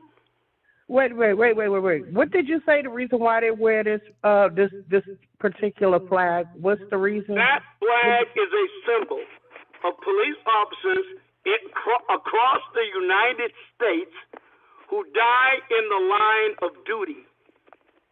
That's what it is. Happily came out how long ago? It is not the flag of the United States. I'm going to say it from now until the end of time, or until the Congress of the United States adopts a new design. He can't even hear you, nobody. He can't even hear I know. Nobody can ever hear me because it doesn't matter what I say, you distort it. No, you can't hear her. You're deaf motherfucker. You can't hear her. I heard what she said. I explained to her what it is, what it represents. That's another question that you didn't hear. Hold on, Sarge. Across the United States who die in the line of duty. Okay, so hold on. Let's stop lying. So hold on. Let me tell y'all what Sarge is trying to say. And Sarge, you can correct me. There's an image on the screen of the thin blue line. The police officers before the Black Lives Matter movement used to wear these armbands with the thin blue line in it. And I don't see a goddamn thing wrong with that. I don't see a thing wrong with them wearing their thin blue line for the reason that Sarge just announced, to represent police officers who died in the line of duty. But this is what the thin blue line looked like. It was a black background with a thin blue line going right in the middle of it. That's what that was. When Black Lives Matter and George Floyd happened, what came about was the Blue Lives Matter, the All Lives Matter, and all of that bullshit, right? And then they started putting this same thin blue line in the goddamn flag. Now, here's the image of the thin blue line flag.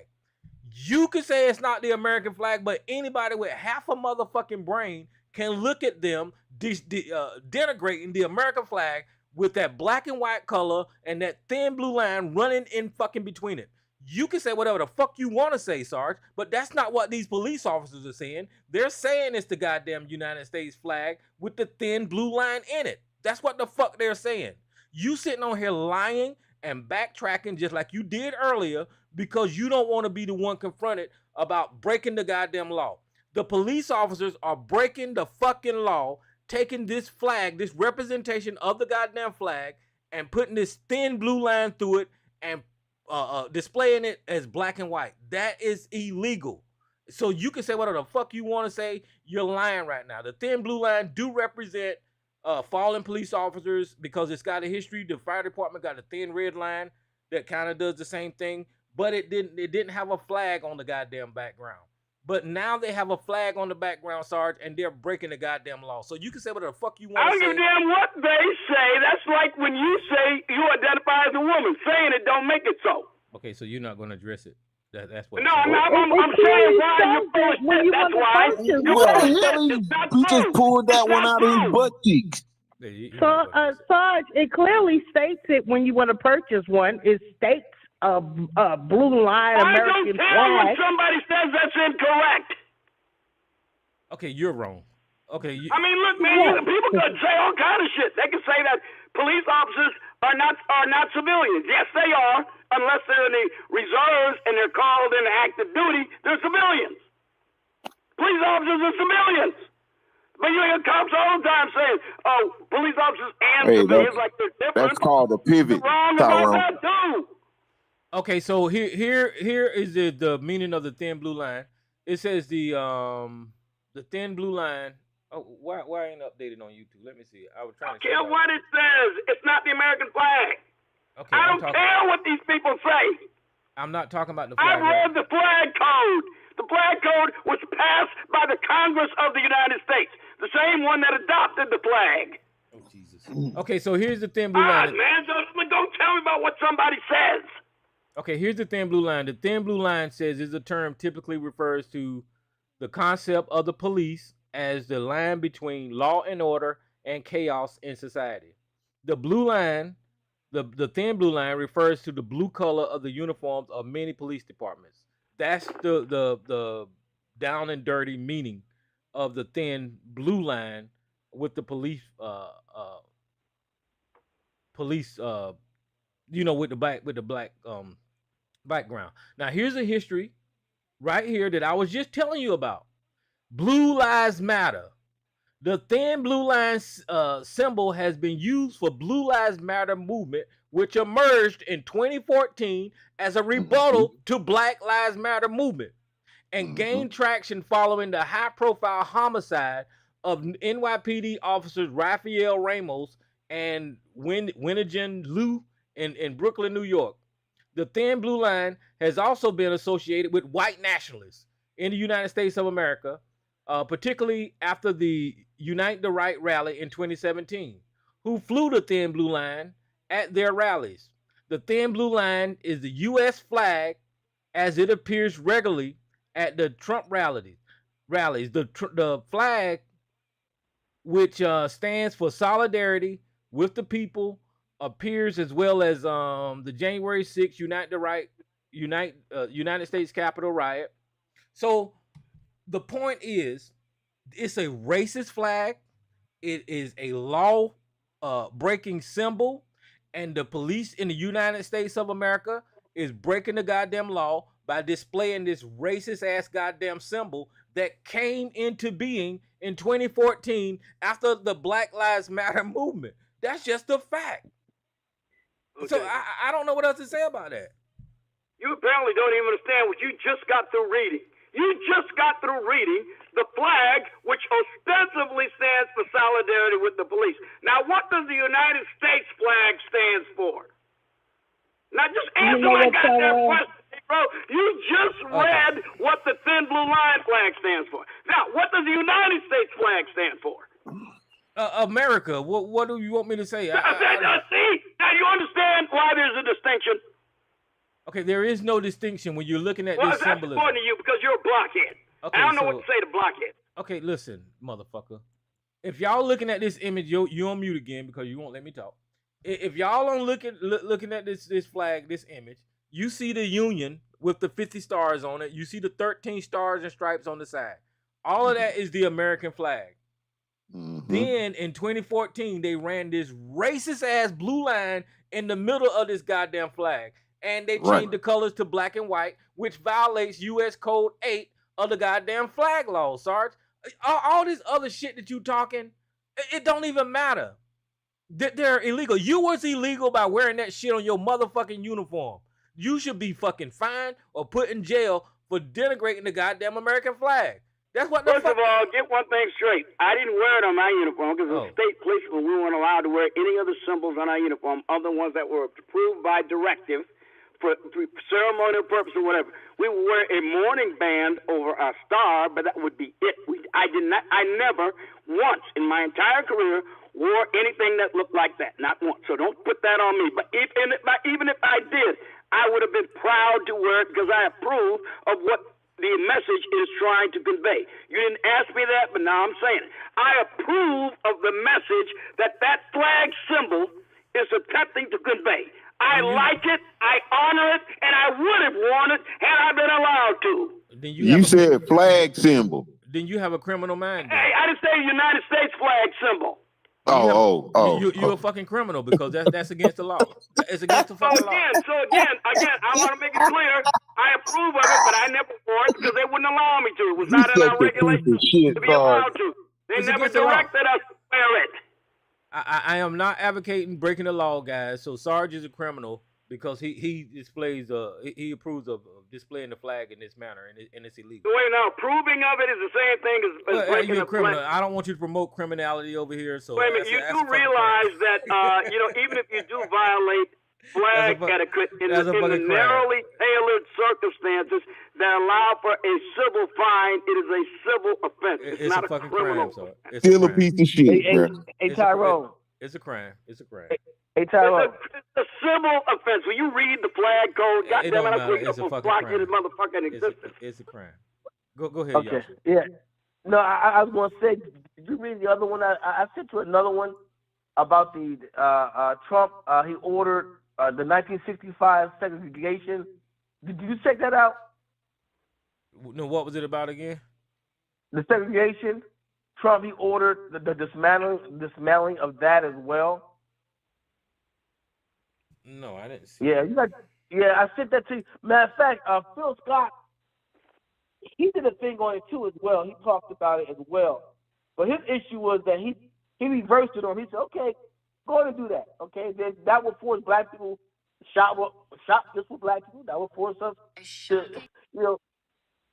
to eat just with black people. He would have said, go ahead and do what you got to do. Go ahead and do that. And we'll see what happens. So yeah, that's pretty interesting too. That these little demons are trying to reverse everything, which is okay with me. I personally don't give a damn, but it's just the fact that I understand us as a people that, like Sister Nova Babadia said, that we're not ready. We're not ready yet. You see, so but you got to check that out. How he ordered the dismantling of that as well. Okay, Lyrone, I just put the flag I just code Googled in it. There's a link to it in the chat room, and it says the flag of the United States shall be 13 horizontal stripes, alternate red and white, and the union of the flag shall be 48 stars, white in a blue field. Now, they've had subsequent amendments to that since 1947 when they passed it, because they changed it, they amended it to include Alaska and Hawaii. But that's what it says. So you don't have a United States flag unless you have 13 horizontal stripes, alternate, red and white. And the union of the flag is 48 or 50 stars, white in a blue field. If it doesn't look like that, it is not the United States flag by law. You're the one always talking about law, nigga, but until I show you the law, and then you say that ain't true. Just like you did with the 14th Amendment. Okay, so do I need to break it down to you? Yeah, you need to break it down. You don't make no sense. Okay, so hold on for a second. Let me see who this caller is. Who's this caller? The Mountain American Legion. Who's this caller? Hi, Tyrone. This is Miss Lady. How you doing? Hey, Miss Lady, how you doing? Okay. I've been listening for a minute. You go ahead.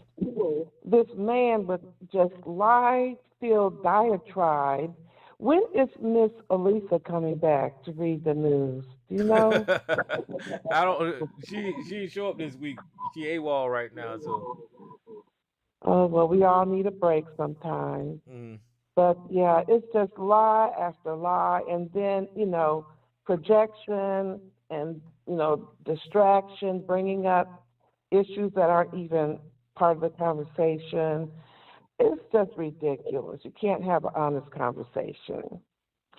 But that's pretty much it. There's a lot going on. They keep going into different federal agencies trying to disband them.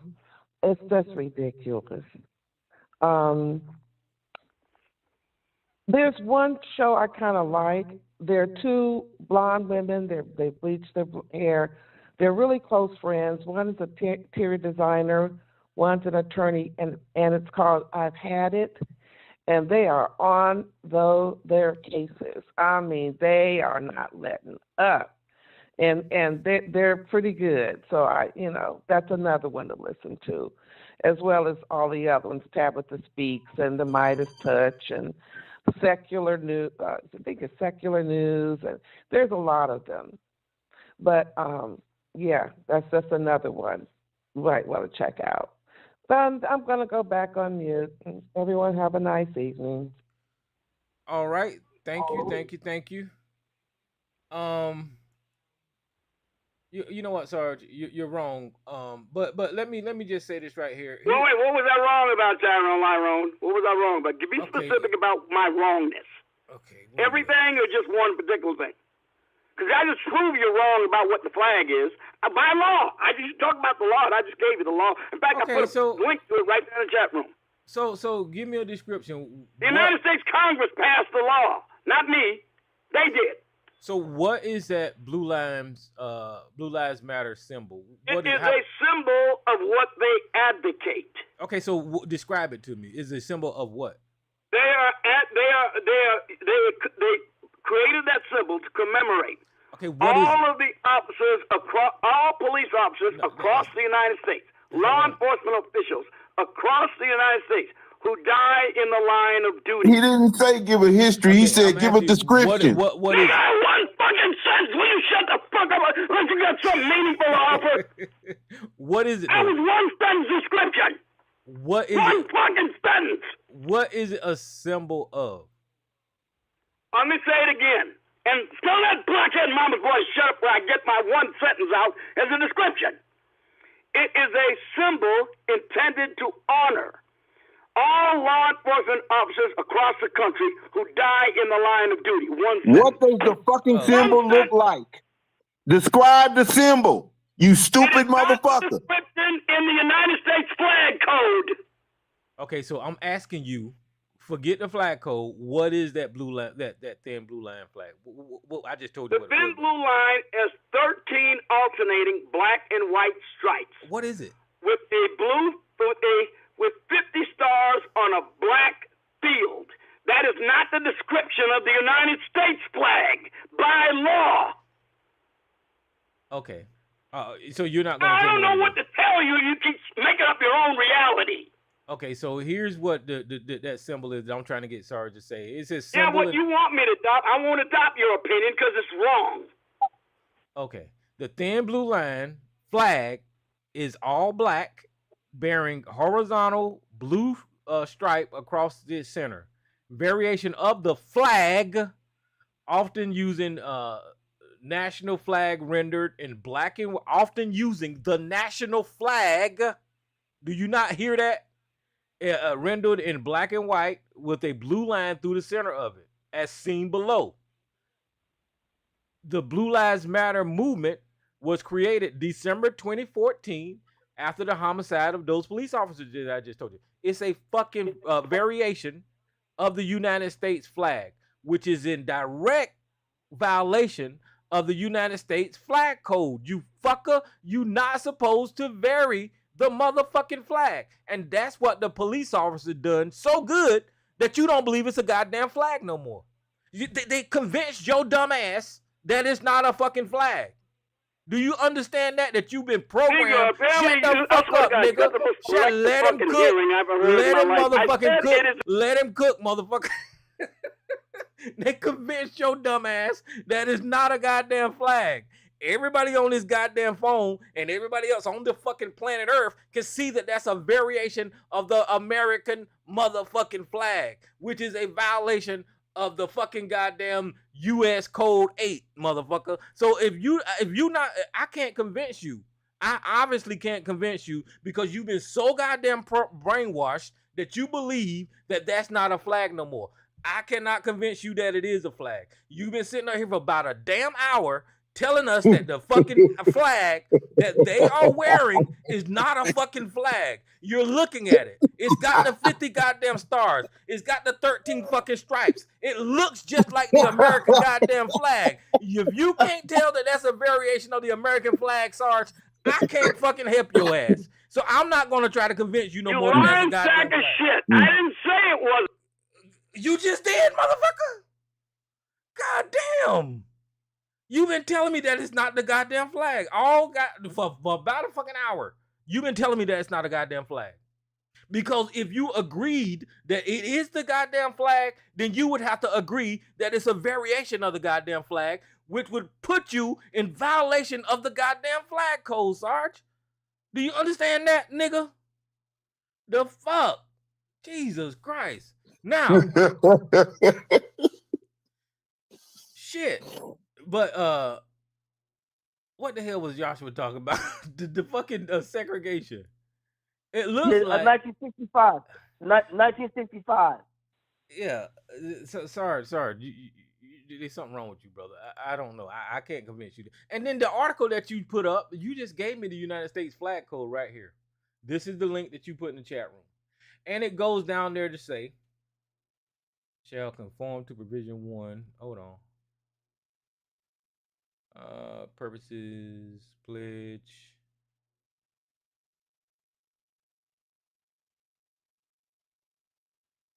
position and placement. Respect for the flag. Right here up under respect for the flag. And this is your fucking article. It tells you everything that I read earlier. Flag should never be used as wearing apparel, bedding, drapery. It should not be festooned, drawn back, or nor up, fold, but always allowed to fall free. So we're gonna move on down here. The flag should never be fastened, displayed, used, or stored in such a manner as to permit easily torn. We're gonna move. The flag should never be used covering the ceiling. The flag should never be placed upon it. Where we at? The flag should never be a receptacle. The flag should never be used for advertising purposes in any manner whatsoever. It should not be embroidered on such articles as cushions, handkerchiefs, and the like, printed, otherwise impressed on papers or napkin boxes. No part of the flag should be used as costume or athletic uniform. However, a flag patch can be affixed to a uniform of military personnel, firemen, policemen, and members of patriotic organization. They can wear a flag, Sarge, but it's got to be red, white, and motherfucking blue. That's the flag that they can fucking wear. They can't wear this motherfucking black, white, and fucking blue fucking bullshit that you don't know what it is because you're fucking, I don't know what you got. Negro, I'm going to tell you something, because yesterday you're the most blockheaded motherfucking existence in the history of mankind, probably. Let me tell you something. That is not the United States flag. I'm going to keep saying it. It is a flag. I never said it wasn't a flag. I said it is a flag. It is not the United States flag, because the United States flag has a specific description which that flag does not fit. The Supreme Court has ruled when they used to arrest people for wearing underwear that looked like the United States flag, had the same colors, the same stripes, and everything, they arrest them for disrespecting the flag. Guess what? Supreme Court said that is a constitutionally protected symbol to do it that way. Supreme Court has ruled that. Supreme Court, not you, not me. Supreme Court, Tyrone. Okay, well, I can't. So you can take that shit you're talking and ram it, jam it sideways. Okay. What they are doing with that flag, that Police Lives Matter wear, and the other police organizations is not a United States flag. It is a flag. It is a symbol of their organization. It is a symbol of respect for fallen police officers across the nation by using black and white stripes to symbolize mourning. That's all it is. It is not a United States flag. I don't give a fuck how many times you say it. You'll never make it so. I can't convince you, sorry. There's nothing I can do. You're right, because I got the law on my side, not you. Oh, shit. I mean, there's nothing I can do to convince you. Now, if you don't like it, you take it up with the United States Supreme Court. Let me ask you this. Is it a variation? Not me, because I ain't got nothing to do with the ruling. I didn't make it. I've got no authority anywhere near that. Okay, so let me ask you this. Is it a variation of the American flag? Yes. Well, we agreed on that. Right there, motherfucker. Whenever you make variations, you have to alter shit, dumbass. You have to change shit from its original being. So whenever they change the goddamn flag, then that was the violation of the fucking flag code, you fucking jackass. Now I'm done with this because you're too stupid to realize that you're breaking the goddamn law. Jesus Christ. Tyrone, an Airbus is a variation on the Wright Flyer that flew in 1903, 1902. They're both that's called a pivot, Tyrone. That's called a pivot. There's a big difference. Big pivot. They're not the same thing. Big old pivot. A variation. They're both airplanes, Lyrone. They're both flags, Lyrone. He big time pivoting now. One is not the same as the other. I don't give a damn what you say. You keep constructing your alternate reality to fit your arguments, and that doesn't work with me. That might work with Mama's boy, but it ain't ever going to work with me. Hey, bro, if you don't want me busting you in your mouth, don't bring my name up, bitch, nigga. You ain't worth the time anyway, because all you do is engage in schoolyard bullying tactics, and you don't know shit any fucking way. So hey, Sarge, I tell you what I do know. I'll tell you what I do know. There ain't but two ways you can put Benoit balls in your rear end. Either you bend over, or either you on your hands and knees. Either you on your hands and knees, or you on your back. Hold You on. either on your hands and knees or you on your back. You either on your hands and knees or you on your back. There's no other way to administer that. You either gonna be on your hands and knees or you gonna be on your back with your legs in the air. There's only two ways, Sarge. Okay. Hey, tell him to give me my motherfucking Benoit ball. Pull him out of a twat and give him back to me. Okay. You motherfucker, fuck you, nigga. Y'all are gross. Hey, at least this motherfucker started this shit. I'll finish it, though. I promise you, I'll finish it. Okay, so what Joshua brought up earlier. I got better men than you in the trunks of my stool, you motherfucker. Okay. So y'all know segregation is when they had separate bathrooms and separate, water fountains, and the black people had to sit at the back of the bus and all this kind of stuff, right?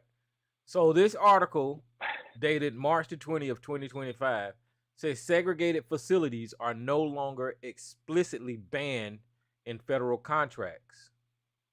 And then it says, after recent changes by the Trump administration, the federal government no longer explicitly prohibits contractors from having segregated restaurants, waiting rooms, or drinking fountains. The segregation clause is one of several identified in a public memo issued by the General Service Administration last month, affecting all civil agencies. The memo explains that it is making changes prompted by President Trump's executive order on diversity, equity, and inclusion, which repealed the executive order signed by President Lyndon B. Johnson in 1965 regarding federal contractors' non-discrimination. The memo also addressed Trump's executive order on gender identity. I done read enough. Why the fuck would you repeal the goddamn segregation shit, Sarge? What do you think about it? You think that that's fair? Do you think that's right?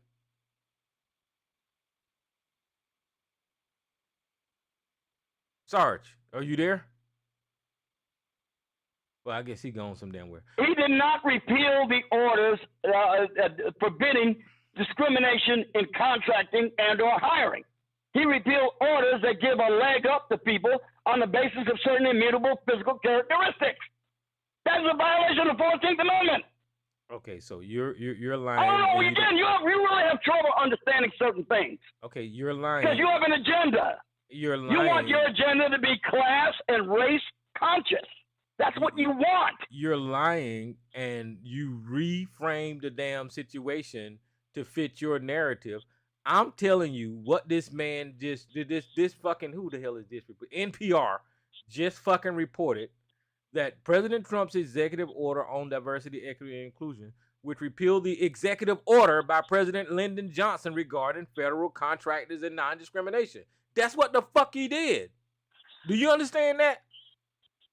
All that shit you just said, you made up in your head because you are once again. Listen. All that shit you just said is because you once again embarrassed at the stance that your fucking party is taking when it comes to race goddamn situation in this damn country. At any point in time, are you gonna address any of these situations directly, nigga? Are you gonna stop reframing the goddamn situation so you can fucking ramble on forever about what you just fucking said and not address the goddamn actual situation? Are you gonna do that or not? Good Lord. Okay, one more time, man. One more time. I misunderstood the question, and I did what you do all too often, although my doing it was address it. Unlike you, which you do it deliberately. But now that I got the question framed correctly, I think I can answer it differently, okay? Can we move on now? We're going to keep dwelling on that. Okay. I don't do it deliberately like you do. I did it mistakenly. So now let me answer the question properly. Now, what is, he says the federal government no longer prohibits a contractor from having segregated washrooms or other accommodations. Well, you know what? It's not, look, there's already a law prohibiting that if that is in a public accommodation. If it's a public accommodation, the civil rights law already cover it. You can't do it if it's not a public accommodation. then they are free to have sex. You could have a black contractor that could decide he didn't want to have white people in his washroom. That would be perfectly legal if it's not a public accommodation. So the question is whether or not it is one. Okay, you're dumb. So if it is, then I would disagree with Donald Trump on that order. But if it isn't, I'll say it's already covered by existing civil rights law.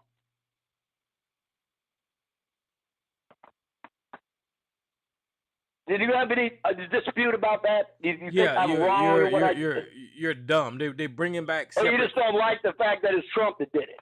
Yeah, they're bringing back separate bathrooms and separate places. Well, what do you think they do on college campuses with all these black fraternities and shit? We need our own spaces. Okay, if it's a black fraternity, then they probably living in a black fraternity building, and they probably black people that's using. I don't know what the fuck you're talking about, but I'm trying to address it since you fucking said it. But I'm pretty sure if a white motherfucker walked in a black fraternity goddamn building, he could use the goddamn bathroom. They're not separate goddamn bathrooms in those goddamn buildings, Sarge. But right now, this article is talking about. Let me see. Hold on, Sarge. I'll get you back here. It said while there are still states and federal laws that outlaw segregation and discrimination that companies need to comply with, legal experts say this change to contracts across the federal government is significant. It's symbolic, but it's incredibly meaningful in its symbolism, says Melissa Murray, a constitutional law professor at New York University. These provisions that require federal contractors to adhere and comply to federal civil rights laws and maintain integrated rather than segregated workplaces were all part of the federal government's efforts to facilitate the settlement that led to the integration of 1950 and 1960. The fact that they are now excluding those provisions from requirements of federal contractors, I think, speaks volumes. Well, Sarge, it's exactly the opposite of what the fuck you're saying. I don't know what else to say. There's going to be segregation again. That's what I just said. She just said what I just said. I said existing civil rights law forbid racial segregation in things that are public accommodation. Okay. If the washrooms of those contractors are qualified as public accommodations, then they will be in violation of civil rights law. If they are not, then they are not. Okay, she repeated what you said, but then the last statement she said, the fact that they are now excluding these provisions and the requirements of federal contractors, I think speaks volumes. Meaning that she repeated what you said, but then she was repeating the goddamn fact that they're repealing the Lyndon B. Johnson's executive order. Goddamn, are you stupid? You can't think in two goddamn now dimensions. You made wait a minute. You just made a separate argument that I didn't even try to deal with. Now I'd like to deal with it. Okay, see what I mean about you? You're unable to logically progress from one thing to another. We just dealt with the fact that the public accommodations requirement in Title 8 of the Civil Rights Act requires non-discrimination in public. We just agreed on it. We had agreement, Tyrone. Let's celebrate our agreement. Now let's move on to the fact whether or not revoking Johnson's executive order is symbolic of something worse. You know something? You might have a point there. But you didn't let me go that far because you're unreasonable. Okay, go ahead. See, that's the problem with you. You're unreasonable. You always frame my argument before you give me a chance to do it. So you wasn't even going there. You wasn't even going that route. Right, exactly. That's some bullshit. You full of shit. I think better than you. So I don't need you to tell me how to think or where I'm going with my thoughts. I know them better than you will ever know. Sarge, you don't even know your ass from a hole in the ground. I'm through with this nigga. He's gonna ignore. You if you want to address me, you address it through Tyrone. I'm sick of you. You don't want to have a discussion. Fuck you, nigga. Go ahead. You address. Hey, if you want to say something to me, go to Tyrone. I'm talking to you no goddamn more. You ain't worth it. Okay, go ahead. Like I really give a fuck. Right. I don't give a damn you give a fuck. I give a fuck. I don't want nothing to do with your ass. Fuck you. Mercy. Full of shit. Okay. Go ahead. God damn. Man is unreasonable. He's a bully. Okay. So, do you think repealing Johnson executive order is I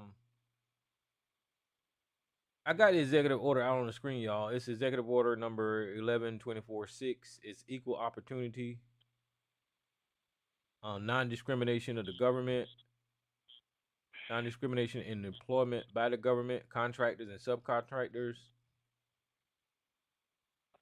I don't think he should have repealed it, Tyrone. I really don't think he should have repealed it. I really don't. I do think the spirit of it is important to maintain. But after all, Trump now is on an efficiency kick. He's getting rid of everything that's superfluous. Okay, So we and moving on forward that now. basis, okay, he's getting rid of it because he thinks it's superfluous. I don't agree with it, but that's his call. He's the chief executive. Do you think that it's racist that he's repealing Johnson's order? No, I don't think it's racist, that's for sure. Even Well- though I don't agree with it. The purpose of Johnson's order was all people in this country, even people of color, can have the same opportunities. So if you're repealing that, That's why then, that's why I don't think he should have repealed it. I don't then agree it's with what racist, Trump does. motherfucker. Well, that's what you say. I don't agree with that at all. Oh, Jesus Christ. I don't agree with that at all. I think what he's tired of, as many people are in this country, is this fetish about racial identity of every sort. Now, he might be going too far on some things, but he's not wrong in wanting to rid us of these newly established racial taboos that are taking the place of the former taboos of white supremacy, which admittedly is a huge and insidious part of our past. Well, clearly Trump does not think like you because he's targeting Trump. He doesn't have to. He's president. I'm not- Well, I'm trying to tell you, he's targeting Lyndon B. Johnson executive order, which really benefited black people and people of color in this country so they can have the same opportunities as everybody else in this country. The fact that he's repealing that means that these contractors can now only hire their buddies or only allow their white fucking goddamn racist ass friends to advance. Well, if they do So that, they might that's run afoul fucking of the Civil Rights racism Act. 101, nigga. That's racist, Sarge. If they do that, they might just run afoul of the Civil Rights Act, and they deserve to be brought to court and made to pay the penalties for it. Oh God. So I'm not saying they shouldn't be let off the hook if that's what they do. I heard that earlier we talked about that he's rolling back some of the Civil Rights Act. I don't remember. Oh, he can't do that. Now what? Okay, so now I have to Google. Come on now. You got a executive order that applies to contractors. How many people are contracting with the United States government? Hey, he said that about the 14th Amendment before Trump got into office, Tyrone. I remember Sarge saying that Trump couldn't abolish the 14th Amendment, and that was one of the first fucking executive orders he signed after, Sarge voted him into office. Tyrone, would you please tell me what executive order Trump passed, or not passed, but issued that repealed the 14th Amendment? Would you please tell me what that is? Well, the one I that want he you to got, point out the executive order, and I want you to give me provisions of the executive order that repealed the 14th Amendment unilaterally without benefit of a constitutional amendment or a constitutional convention. well, Tell me specifically what that was. I don't know what it was. The executive order on birthright citizenship. Yeah, it's before a judge, and the judge said it was bullshit, and Trump appealed it, and now it's going to the Supreme Court. That's the one that Mama's boy talking about, the birthright citizenship. You actually called in here and you argued for Trump's decision, Sarge. What are you? No, you don't remember shit? I don't know how in the hell you think a footnote in another case by Judge Brennan gave us birthright citizenship, but I don't happen to believe that's valid, and I believe Donald Trump is completely correct to bring this issue before the Supreme Court to have it resolved. Now, if you believe a footnote in a case that didn't even impinge directly on birthright So you just got through arguing with Mama's boy saying that it didn't exist. Aliens the right to confer birthright citizenship on their children by breaking into the country for purposes of dropping a baby, then okay, fine. Let's have it out in the Supreme Court to see if it's true. But you just got through I think arguing it's with Mama's boy saying appropriate that for it him to wasn't take true. it to the court, and that is not, he didn't repeal the 14th Amendment. He did the existing understanding that the authors of the 14th Amendment said who it would apply to, who it would not to. They told us specifically it would not apply to foreigners. He what amendment? He is What attempting amendment? to. He's attempting to, Sarge. What And They're what not amendment? subject to the jurisdiction of the United States. That's why. Well, can you describe to me the amendment that contains birthright citizenship? There is no amendment that grants birthright. It grants citizenship to all people born in the United States. What amendment is that, Sarge? Subject to the jurisdiction. What amendment? thereof. What amendment? What amendment?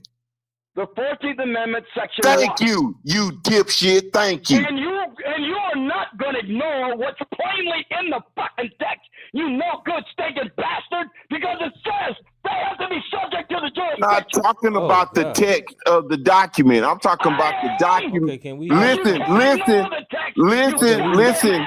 you old fogey. Listen, you old fogey. Listen, you old fogey. Listen just a minute or two. See, listen to me. Listen to me. Listen to me. Listen to me. You have to. Okay, Tyrone. Obviously, I'm not gonna get to say anything.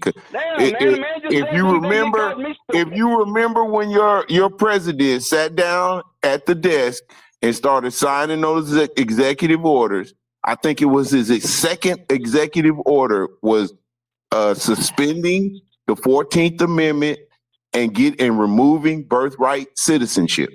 So you ain't gotta argue with me. You argue with your fat ass president who did exactly what you said he wouldn't do months earlier. That's what I was pointing out. The Supreme Court has never ruled on whether or not an illegal alien having a child in the United States after entering the country illegally can confer a birthright system on their children by that act. But they did issue the ruling in Wong Kim Ark versus the United States. And in the case of Wong Kim Ark versus the United States, they said Mr. Ark was a citizen by virtue of the fact that his parents, plural, were legally resident in the United States at the time. That was in the goddamn decision. No, he was a citizen, even though his parents were not United States citizens, and even though Wong Kim Ark had not been naturalized as a citizen, they said he was a 14th Amendment citizen because his parents were legally resident in the United States. No, they weren't legal residents in the United States of America. So that's not what Wong Kim Ark said. So you lying. His parents was Chinese or some shit. They were Asian or whatever the fuck. And he was born here. Tyrone. Wait a minute. And he was born here. And the fact that he was born here is why the court made a decision that he was a goddamn United States citizen. You're lying trying to add that fucking his parents was legal residents. That's bullshit, Sarge. Well, Tyrone, right, okay. I think that's. Hold on, wait a second. I think that has nothing to do with the argument. It's kind of like on the periphery because that's already been decided by a judge and it's already been enacted into law. What we talking about is the fact that Sarge is in here, came in here months earlier saying that Trump would not suspend the Constitution. He wouldn't do nothing like that because he couldn't do nothing like that. That was his major argument. He wouldn't do it and he wouldn't support it, but why would he even consider it? Because Trump wouldn't do something like that. He couldn't do something like that. And that's one of the first acts he took once he sat down at that desk after swearing in. So he proved Sarge wrong, and Sarge doesn't want to talk about that. So he's talking about this other shit. All right, Tyrone, you just issued a challenge to me. Now I'm going to tell you why. I'm going to prove to you why you're full of shit. Because I'm going to read to you, if you will allow me to, and if you have any intellectual honesty, that is what you will do. I'm going to read you the summary, but written by the majority opinion, Justice Horace Gray, in the Wong Kim Ark case, as to why he said Wong Kim Ark was a legal 14th Amendment citizen. It's only one paragraph. It's about 4 sentences, and you need to hear it. If you think I'm lying, you just accuse me of being a liar, motherfucker. You need to let me prove that I'm not. This is what he says in the paragraph. Listen, this is the majority opinion written by Justice Horace Gray. This is the summary.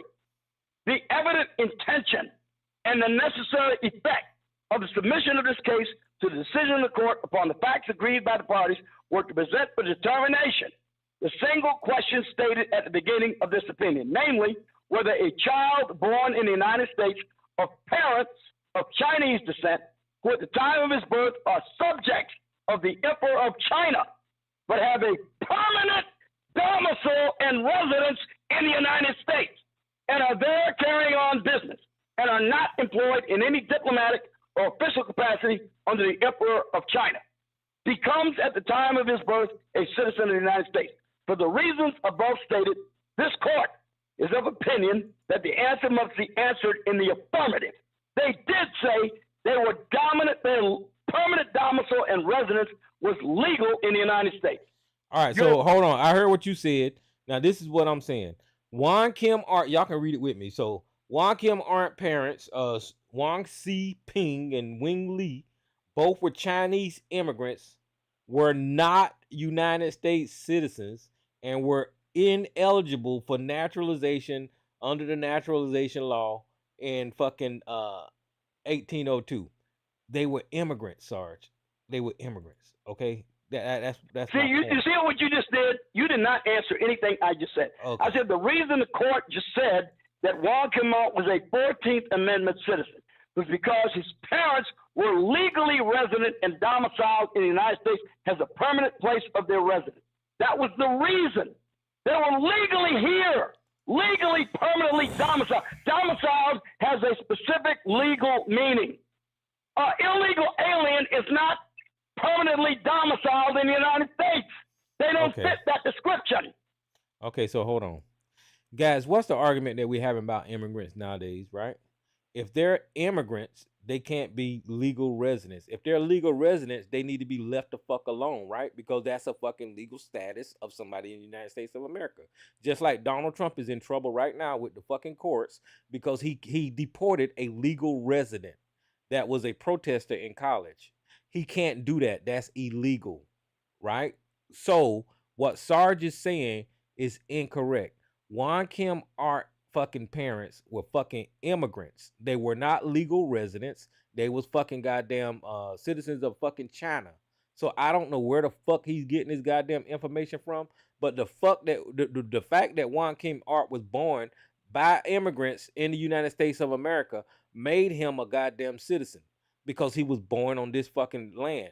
Now, Sarge, you can sit up here and spin this shit all the fuck you want to, but it is clear that that guy's parents was not fucking American. Hey, Tyrone, he wasn't resident. Didn't his parents go back to China with him? Didn't they take him back to China? And then that's when the big hubbub came back when he got older and he tried to come back to the United States as a citizen. Yeah, and that's when we got. That's when the whole thing came up. So, Sarge, you're lying. I don't know what the fuck you're reading, but you're lying.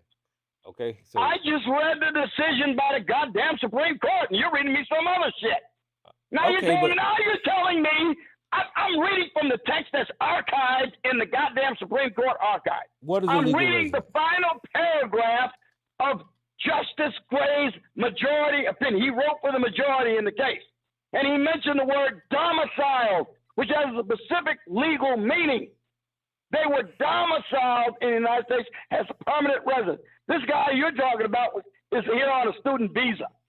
Okay, Student visas so have here, conditions. it's not the same thing. A lawful resident or a legal resident is someone who is legally permitted to live and work in the United States of America, often referred to as a green card holder or a lawful permanent resident. That is not what. That is not. At the time of that decision. Damn. You're lying. God, why I gotta argue with you about it? The green card system didn't exist when Wong came up. This is how we gonna. This is how we gonna fucking goddamn. That's what I mean. That's what I'm trying to explain to you. These laws change. This is how we gonna split this baby, motherfucker. If y'all believe Sarge, believe Sarge. If y'all want to read and go see who Wang Kim Art parents was, don't listen to me. Read it for your damn self. That's all the hell I got to say. I read the summary of the decision by the judge, and you tell me that's not valid. I advise you tell me you're going to read somebody else's opinion rather than what the man who wrote for the majority of the court decided. I advise you people really are a blockhead. I advise people to go find out for themselves, and we won't even. Yeah, that's what I advise. Yeah, you go find for yourself. Hey, can I say something, Tyrone? Yeah. Can I say something, Tyrone? You go look for yourself. One thing I found out when I joined the military and got involved into government is I realized that the government uses words that tries to describe situations, but usually don't.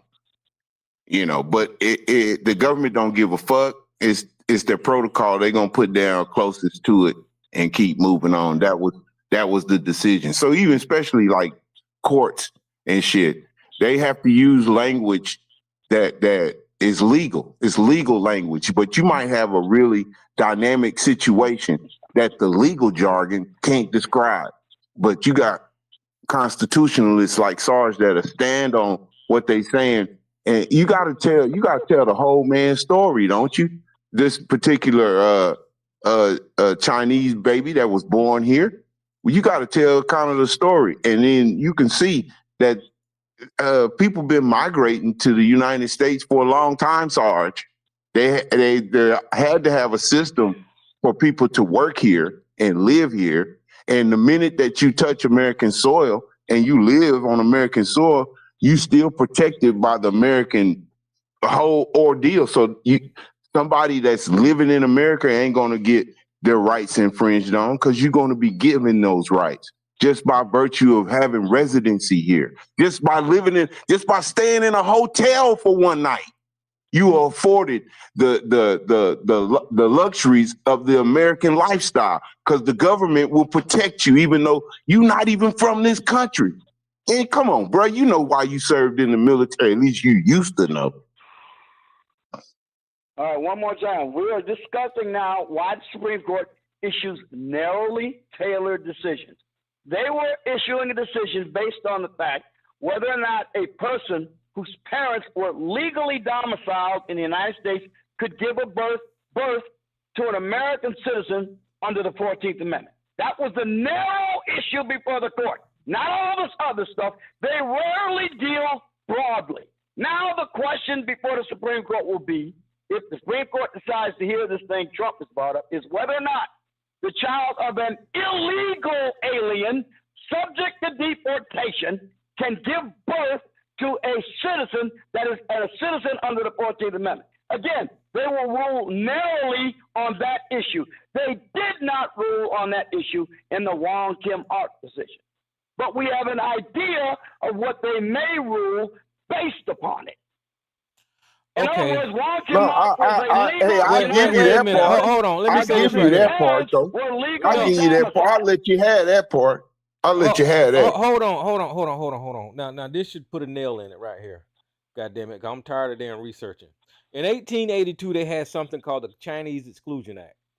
And Wong Kim Ark parents were Chinese subjects, not legal residents, and were not eligible to be citizens due to the Chinese Exclusion Act of 1882.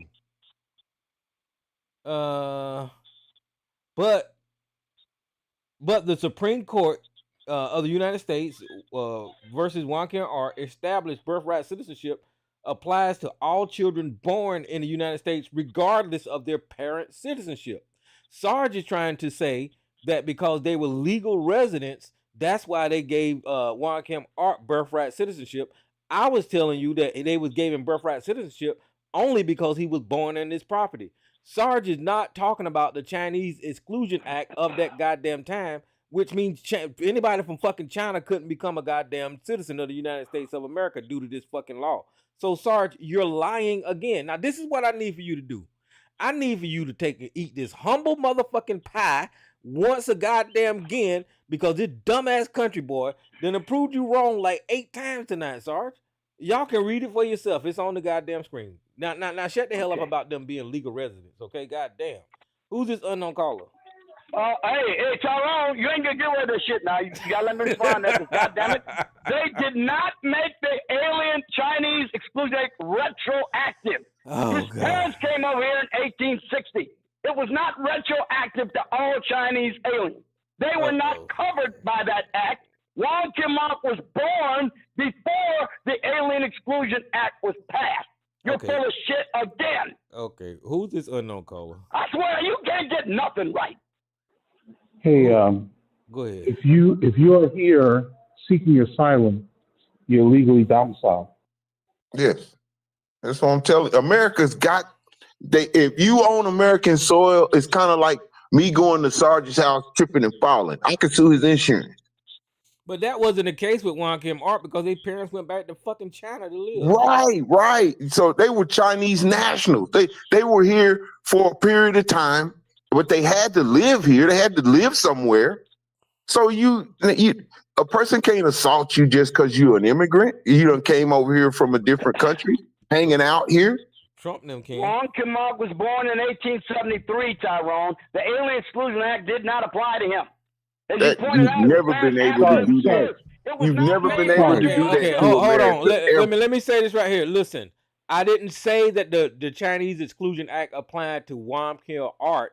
I said the Chinese Exclusion Act applied to Wong Kim Art's parents. Pay attention, nigga. Good Lord. Yeah, but at the end of the day, It was passed because they were here in the United States before his birth. Okay, whatever. I'm done. Go ahead, Joe. at the end You know of the what? day, He was born in San Francisco. His mother was here to be having born in San Francisco. Bitch, you a contrarian. Go ahead, Joe. You didn't want to say. have any logic in your brain at all? yeah.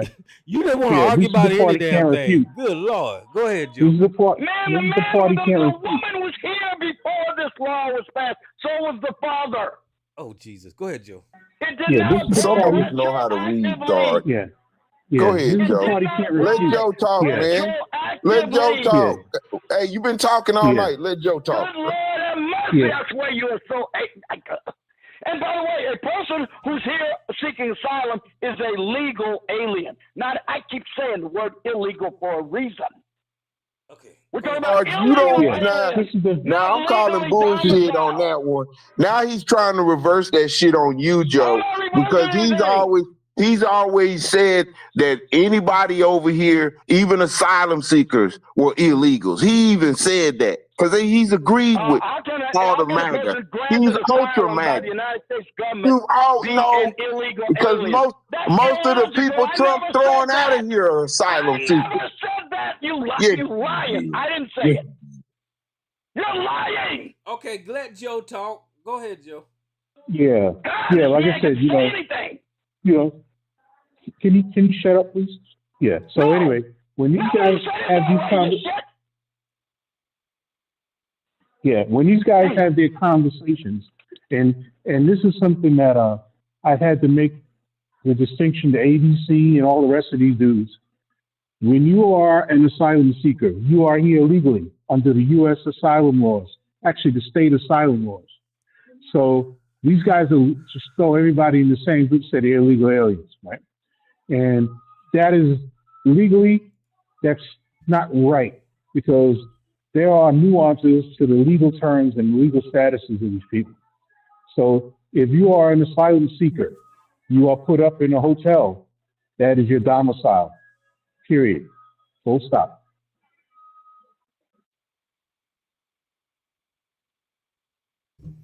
All right, so here's a little bit more clarity on the Chinese Exclusion Act. I don't know when Wong Kim Art was parents was born. Again, the term illegal okay, alien did only you applies not- to did people you not here let- illegally. Did you not? It's let- not a apply to such people thing here as the word. legally. It's Goddamn, really not a such Tyrone thing. can't talk. There's no such thing as I guess illegal Tyrone can't alien. You made that shit I'll up. shut up. It's in the I'll just sit here and immigration shut up. code. It's good enough for me. I'll shut up. But listen, the right here on the screen it says the Chinese Exclusion Act of 1882 was the United States federal law that signed by President Chestnut A. Arthur on May 6, 1882, prohibiting immigration of Chinese laborers for 10 years. The law made exceptions for travelers and diplomats. That's what the Chinese Exclusion Act was. So In being that 1873, the man was born. Can Who you do is- math? who- 1873. who was born? Wong Kim Ark was born in 1873. None of those provisions apply to him. Okay. Listen, it says Chinese laborers for 10 years. The law had 10 years on it. So you said 1873. If they signed it in 1872, 10 years later would be 1892. So yeah, he was born in that time frame, Sarge. What the fuck is wrong with you? You can't do math. Your math ain't mathing, nigga. 1882, you idiot. Oh God. God, he can't even do Damn. math. Anybody You can't even born do after 1882, it applied to for 10 goddamn years, motherfucker. Damn.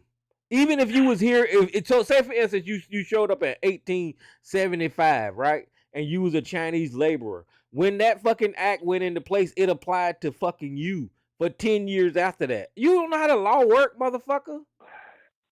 Your math ain't mathing, nigga. Goddamn. You know something? What? You really got a problem with what the Supreme Court says then, don't you? About what? About the decision they wrote. They said Wong Kim Ark was a citizen But of the United wait a States. minute, No Sarge. matter what Wait a you're minute. talking about. Wait a minute. let's work incrementally here. So the Supreme Court made a decision after all of these effects that we talking about him being born and yada yada yada, right? Come on. The answer is yes. No, it doesn't. But go So ahead. the Supreme Court, wait a minute. You trying to tell me before the man was born, the Supreme Court made this decision? No. Okay, they had to decide. They had to decide his case, right? No. So they hold on, Tyrone. Can I just take a little bit here? A little bit. So obviously the Supreme Court ruled because he was a grown man trying to come back into the country, right? Yeah. Go ahead. Huh? Yes. You cannot deny an American right. Whoa, wait a minute. Wait, stop. I don't even know why you talking. You have no way of knowing the direction I'm about to go. You just had to say yes because it's a fact. It's a fact. It's a fact. You had to say yes because it was a fact. Okay, now let me finish. He was an American citizen from the moment he was born. If the Supreme Court decision that you're reading was a ruling after he was a grown man coming back into the United States, means they took into account of his parents, what they did here when he was born, what the law was back then, what laws have been passed since, and he came to this conclusion that he wrote in an opinion that legally describes all of that. Yeah, okay, and one more time. Wait a minute, hold on. You shut up. Wait a minute. Wong Kim Ark was born in 1873. There was no Alien Exclusion Act at the time of his birth. When he was born, according to the Supreme Court, in 1873, he was an American citizen from that second. In 1873, you cannot deny an American citizen in 1873 re-entry into the United States in 1896. Okay, so when was the case? When was the case? That's you can't deny an American citizen entry in the United States at any time. Okay. Ever. Nobody's talking. If I could finish my description. Wait a minute. Hold on. Wait. Sarge, you are arguing that this is what you said. Is the reason that they gave Wong Kim Ark citizenship is because his parents were legal residents. And my argument is they were not legal residents. They was migrants. They could not. They were immigrants. They could not be legal residents because of the Chinese Exclusion Act and the Chinese Exclusion Act. So the fact that Wong Kim Ark was a citizen, and you just acknowledged because he was born here, he was a citizen. So that ain't even on the goddamn table no more. What the question is that you were wrong for calling Wong Kim Ark parents legal residents, and the reason that they wasn't legal residents because they were either laborers or whatever the fuck over here in this country working, and they couldn't become residents because the law didn't allow Chinese people to do so at the goddamn time. So the MAGA argument is anchor babies, even though their parents aren't citizens of the United States, their children can't be citizens because their parents aren't fucking goddamn citizens. They're immigrants. So this case right here proves that there's already precedent showing that these children born in the United States from these immigrants or these migrants or whatever are U.S. citizens, right? And you were wrong about Wong Kim Ark parents being legal residents because they couldn't be legal residents at the time because of the Chinese Exclusion Act. That's what I was saying. All right, Tyrone, let me go through this again from Jump Street because that's where you got the most. And you really have a problem with comprehension. The Alien Exclusion Act, no matter what it says, let's just set it aside for a minute, did not apply to either Wong Kim Ark or his parents. Take it off the table with regard to them. It did not, does not, never has, and never will apply to them because they came into the country, I believe, in the late 1850s or early 1860s, long before the Chinese Exclusion Act. It does not apply to his parents. It does not apply to him. It is irrelevant to their case. Now, the Supreme Court said, not Sarge, or Justice Horace Gray, writing for the majority, said that his parents were legally domiciled. They were domiciled. just like if they'd applied for asylum or any other thing that would render them legally resident in the United States. On that basis, the court decided Wong Kim Ark was a 14th Amendment citizen. Will you stop confounding the issue with the Alien Chinese Exclusion Act? It has nothing to do with either Wong Kim Ark or his parents by virtue of chronology. Okay, so we disagree. So you're but we sure do. And Justice Gray disagrees with you and agrees with me. Okay, you're wrong. I mean, so I'll go with him rather than you. Wong Kim Ark, who was born in San Francisco in 1873, has been denied re-entry to the United States after a trip abroad under the Chinese Exclusion Act, a law banning. That's the reason that they tried to ban his ass. Okay, shut the fuck up. The reason that they turned him away was because of the Chinese Exclusion Act. You fucking moron. So don't say it don't have anything to do with him. That's the reason. That's the whole fucking purpose that he went to fucking fight for citizenship, was because of the Chinese Exclusion Act. Because if it wasn't for the Chinese Exclusion Act, they wouldn't have tried to ban a fucking U.S. citizen from coming back into the country. A law banning virtually all Chinese immigration and prohibiting Chinese immigrants from becoming naturalized U.S. citizens. So don't say that because he was born in 1873 and he tried to get back into the goddamn country, that didn't have shit to do with the Chinese Exclusion Act, because it had everything to do with the goddamn Chinese Exclusion Act. That's the reason that they turned his ass around. Good Lord. Okay, one more time. Let me explain it another way, Tyrone, because that's where you really have trouble with comprehension. One more time. The 14th Amendment says, all persons born in the United States and subject to the jurisdiction thereof, meaning through their parents, primarily, because their parents have to be subject to jurisdiction. The courts held, the court, not Sarge, not me, the courts said that Wong Kim Ark was born a citizen in 1873. From the moment he emerged from the birth canal, he was a citizen of the United States then. You understand that? By virtue of that second that he emerged from the birth canal, born to parents who were subject to the jurisdiction of the United States, that made him a United States citizen at birth. So anything subsequent to that is unconstitutional if you keep him from coming back into the country. I don't give a damn what act. Okay, you're right. And I'm agreeing with you. He was a citizen at birth. You and I agree on that, right? But in 18 fucking goddamn, whenever the fuck he tried to get back into the country, the people at the time looked at him as a fucking Chinese person. And at that time, the Chinese Exclusion Act was in effect.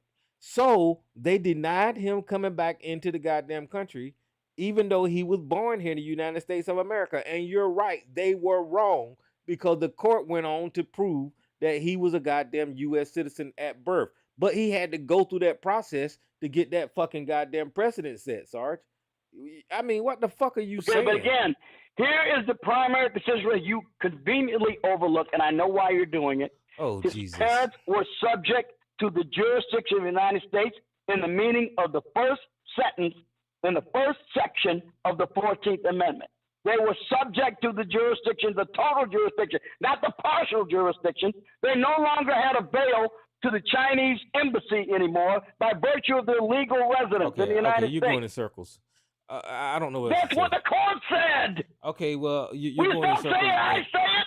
That's what Justice Gray said. Okay. Now, I'm just waiting. Now, you know what? You know what I'm willing to say in regard to your point of view? It is entirely conceivable that the court might say Wong Kim Ark was improperly decided. Because I think there's a basis to say that it was. It's entirely possible to reverse it, just like they reversed Roe versus Wade. It's entirely possible. But right now, it is precedent. It is stare decisis, and it is existing law until the Supreme Court decides to reverse it. It was not improperly decided, because the 14th Amendment already said that you got birthright goddamn citizenship. The Wong Kim Ark case just proved and confirmed what the 14th Amendment already motherfucking said. So how can you say it's improperly decided when the fucking amendment says that you're born here, you're a goddamn citizen? Then they have a case to set precedents and say, okay, well, because the 14th Amendment said that when you're born here, you're born here. How the fuck can it be properly decided? You just want to argue about bullshit. This makes no goddamn sense, what you're saying. Because I'll tell you why, Tyrone, because if you can appeal to a foreign embassy for aid, based upon your citizenship in that country, then that means you are not subject to the jurisdiction of the United States. Okay. You have an avail from a foreign power that can intercede on your behalf by virtue of being a citizen. Okay, of that country. okay. Elon Musk's parents wasn't born here, right? Elon Musk is a goddamn immigrant. That motherfucker need to be kicked. That shit need to be reversed. Do you think that his shit need to be reversed, nigga? Elon Musk is every bit as much of a citizen as you or I No, the are, except fuck he's he not ain't. eligible to be president or vice president. In every other single respect, he is exactly equivalent to you and me as a citizen. Can he become president? That's not true. What Can you he just become said president? is not true. Can he become president? I just said, what did I just say? Except for being vice president or president. In Okay, every so- other respect. So He he's is not completely just an as much of a American citizen. goddamn citizen as you and I. Juan King Art was more of a goddamn citizen than Elon Musk, nigga. Why? It's Because he was exactly the born same. here, motherfucker. No, it doesn't make you more. It simply makes you a different category of citizen. No, It doesn't make you more than a or citizen. less. It simply means that you're a virtue, you're a citizen. Hey, look, by I've virtue been of a wanting to ask different you. provision. I've been No, asking. you just said something that wasn't true. Okay. It simply means you arrived at your citizenship by virtue of a different type of provision. Okay. And once you become a citizen, in every respect, you are equal to every privilege and immunity every other citizen has, except you can't be president or vice president, which isn't a privilege or immunity anyway, because you have to qualify to be president. That's I've not been a wanting. privilege. It's not Okay, an shut up. immunity. Shut up. I've been wanting to ask you about Elon I don't Musk's. know why you're trouble understanding these basic concepts. I've been wanting to ask you about Elon Musk's Sag Hill Hitler salute. Do you agree with what he did with the fucking Hitler All right, salute? now what do you claim? What are you claiming he did now? You seen the damn Elon Musk Hitler salute? What do you think about that? Oh, for Christ's sake, I pay that no goddamn attention whatsoever. I don't think it means a damn thing. That's my opinion. It doesn't mean a thing. It was an exuberant gesture. Now, if you want to read into it more than that, be my guest. I don't agree with you. Yeah, you were gone, buddy. That's it. Wait, that's it. I'm standing by my square. I'm not changing my opinion. You Like can I you said. call him a Nazi if you want to. Be my guest. I don't agree with you, and most people don't either. And not only Steve Bannon did it too. So I can't convince you. And so did otherwise. Barack Obama. I got pictures of him doing it too. No, you don't. But I can't convince you of shit, Sarge, and I'm not trying to. It's just amazing. to Again, me. 14th Amendment means subject to the jurisdiction thereof. That means all of it, not just the fact that you can't murder somebody, you can't drive drunk. That's not enough. Yeah, It's got to be in one every of the things- aspect. Go ahead, Joe. Yeah, one of the things that Sarge seems to not understand is it doesn't matter if we call him a Nazi. What matters is if the Nazis call him a Nazi. And so, Oh, really? while yeah, absolutely. If The Nazis say, if I'm you not a do- citizen. A lot of Nazis said, what, you think I'm supposed to agree with them? Because they no, said it? the not No, I don't the agree with them when they Nazis- say that. can you stop cutting me off? You mind? Well, I just thought I'd put that in there because you You just got it. made, Yeah, you could wait to put that in.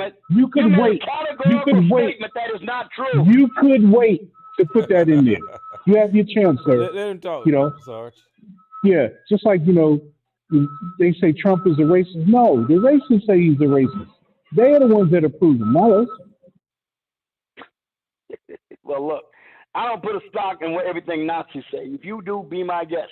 Just because they say something don't make it so. Anymore, if they were tried to identify as a woman when they got the dick and balls hanging through in L.A. What the hell? Saying something don't make it so. All right, guys. Look, wait a minute. Hold on. It's 12 when they o'clock, give you- guys. It's 12 o'clock, guys. I got to get out of here. Look, y'all can stay on the line. And if you're listening on YouTube, call into the show at 1-717-908-1830. No, that's not. I'm giving you the damn host number. It's 717-908-1834. Y'all can call into the show and listen to Sarge ramble all night long if you want to. Yeah, I ramble. Q&A session is over. All participants are unmuted. Yeah, when the So the Nazis, YouTube is when the going Nazis say, when the Nazis and the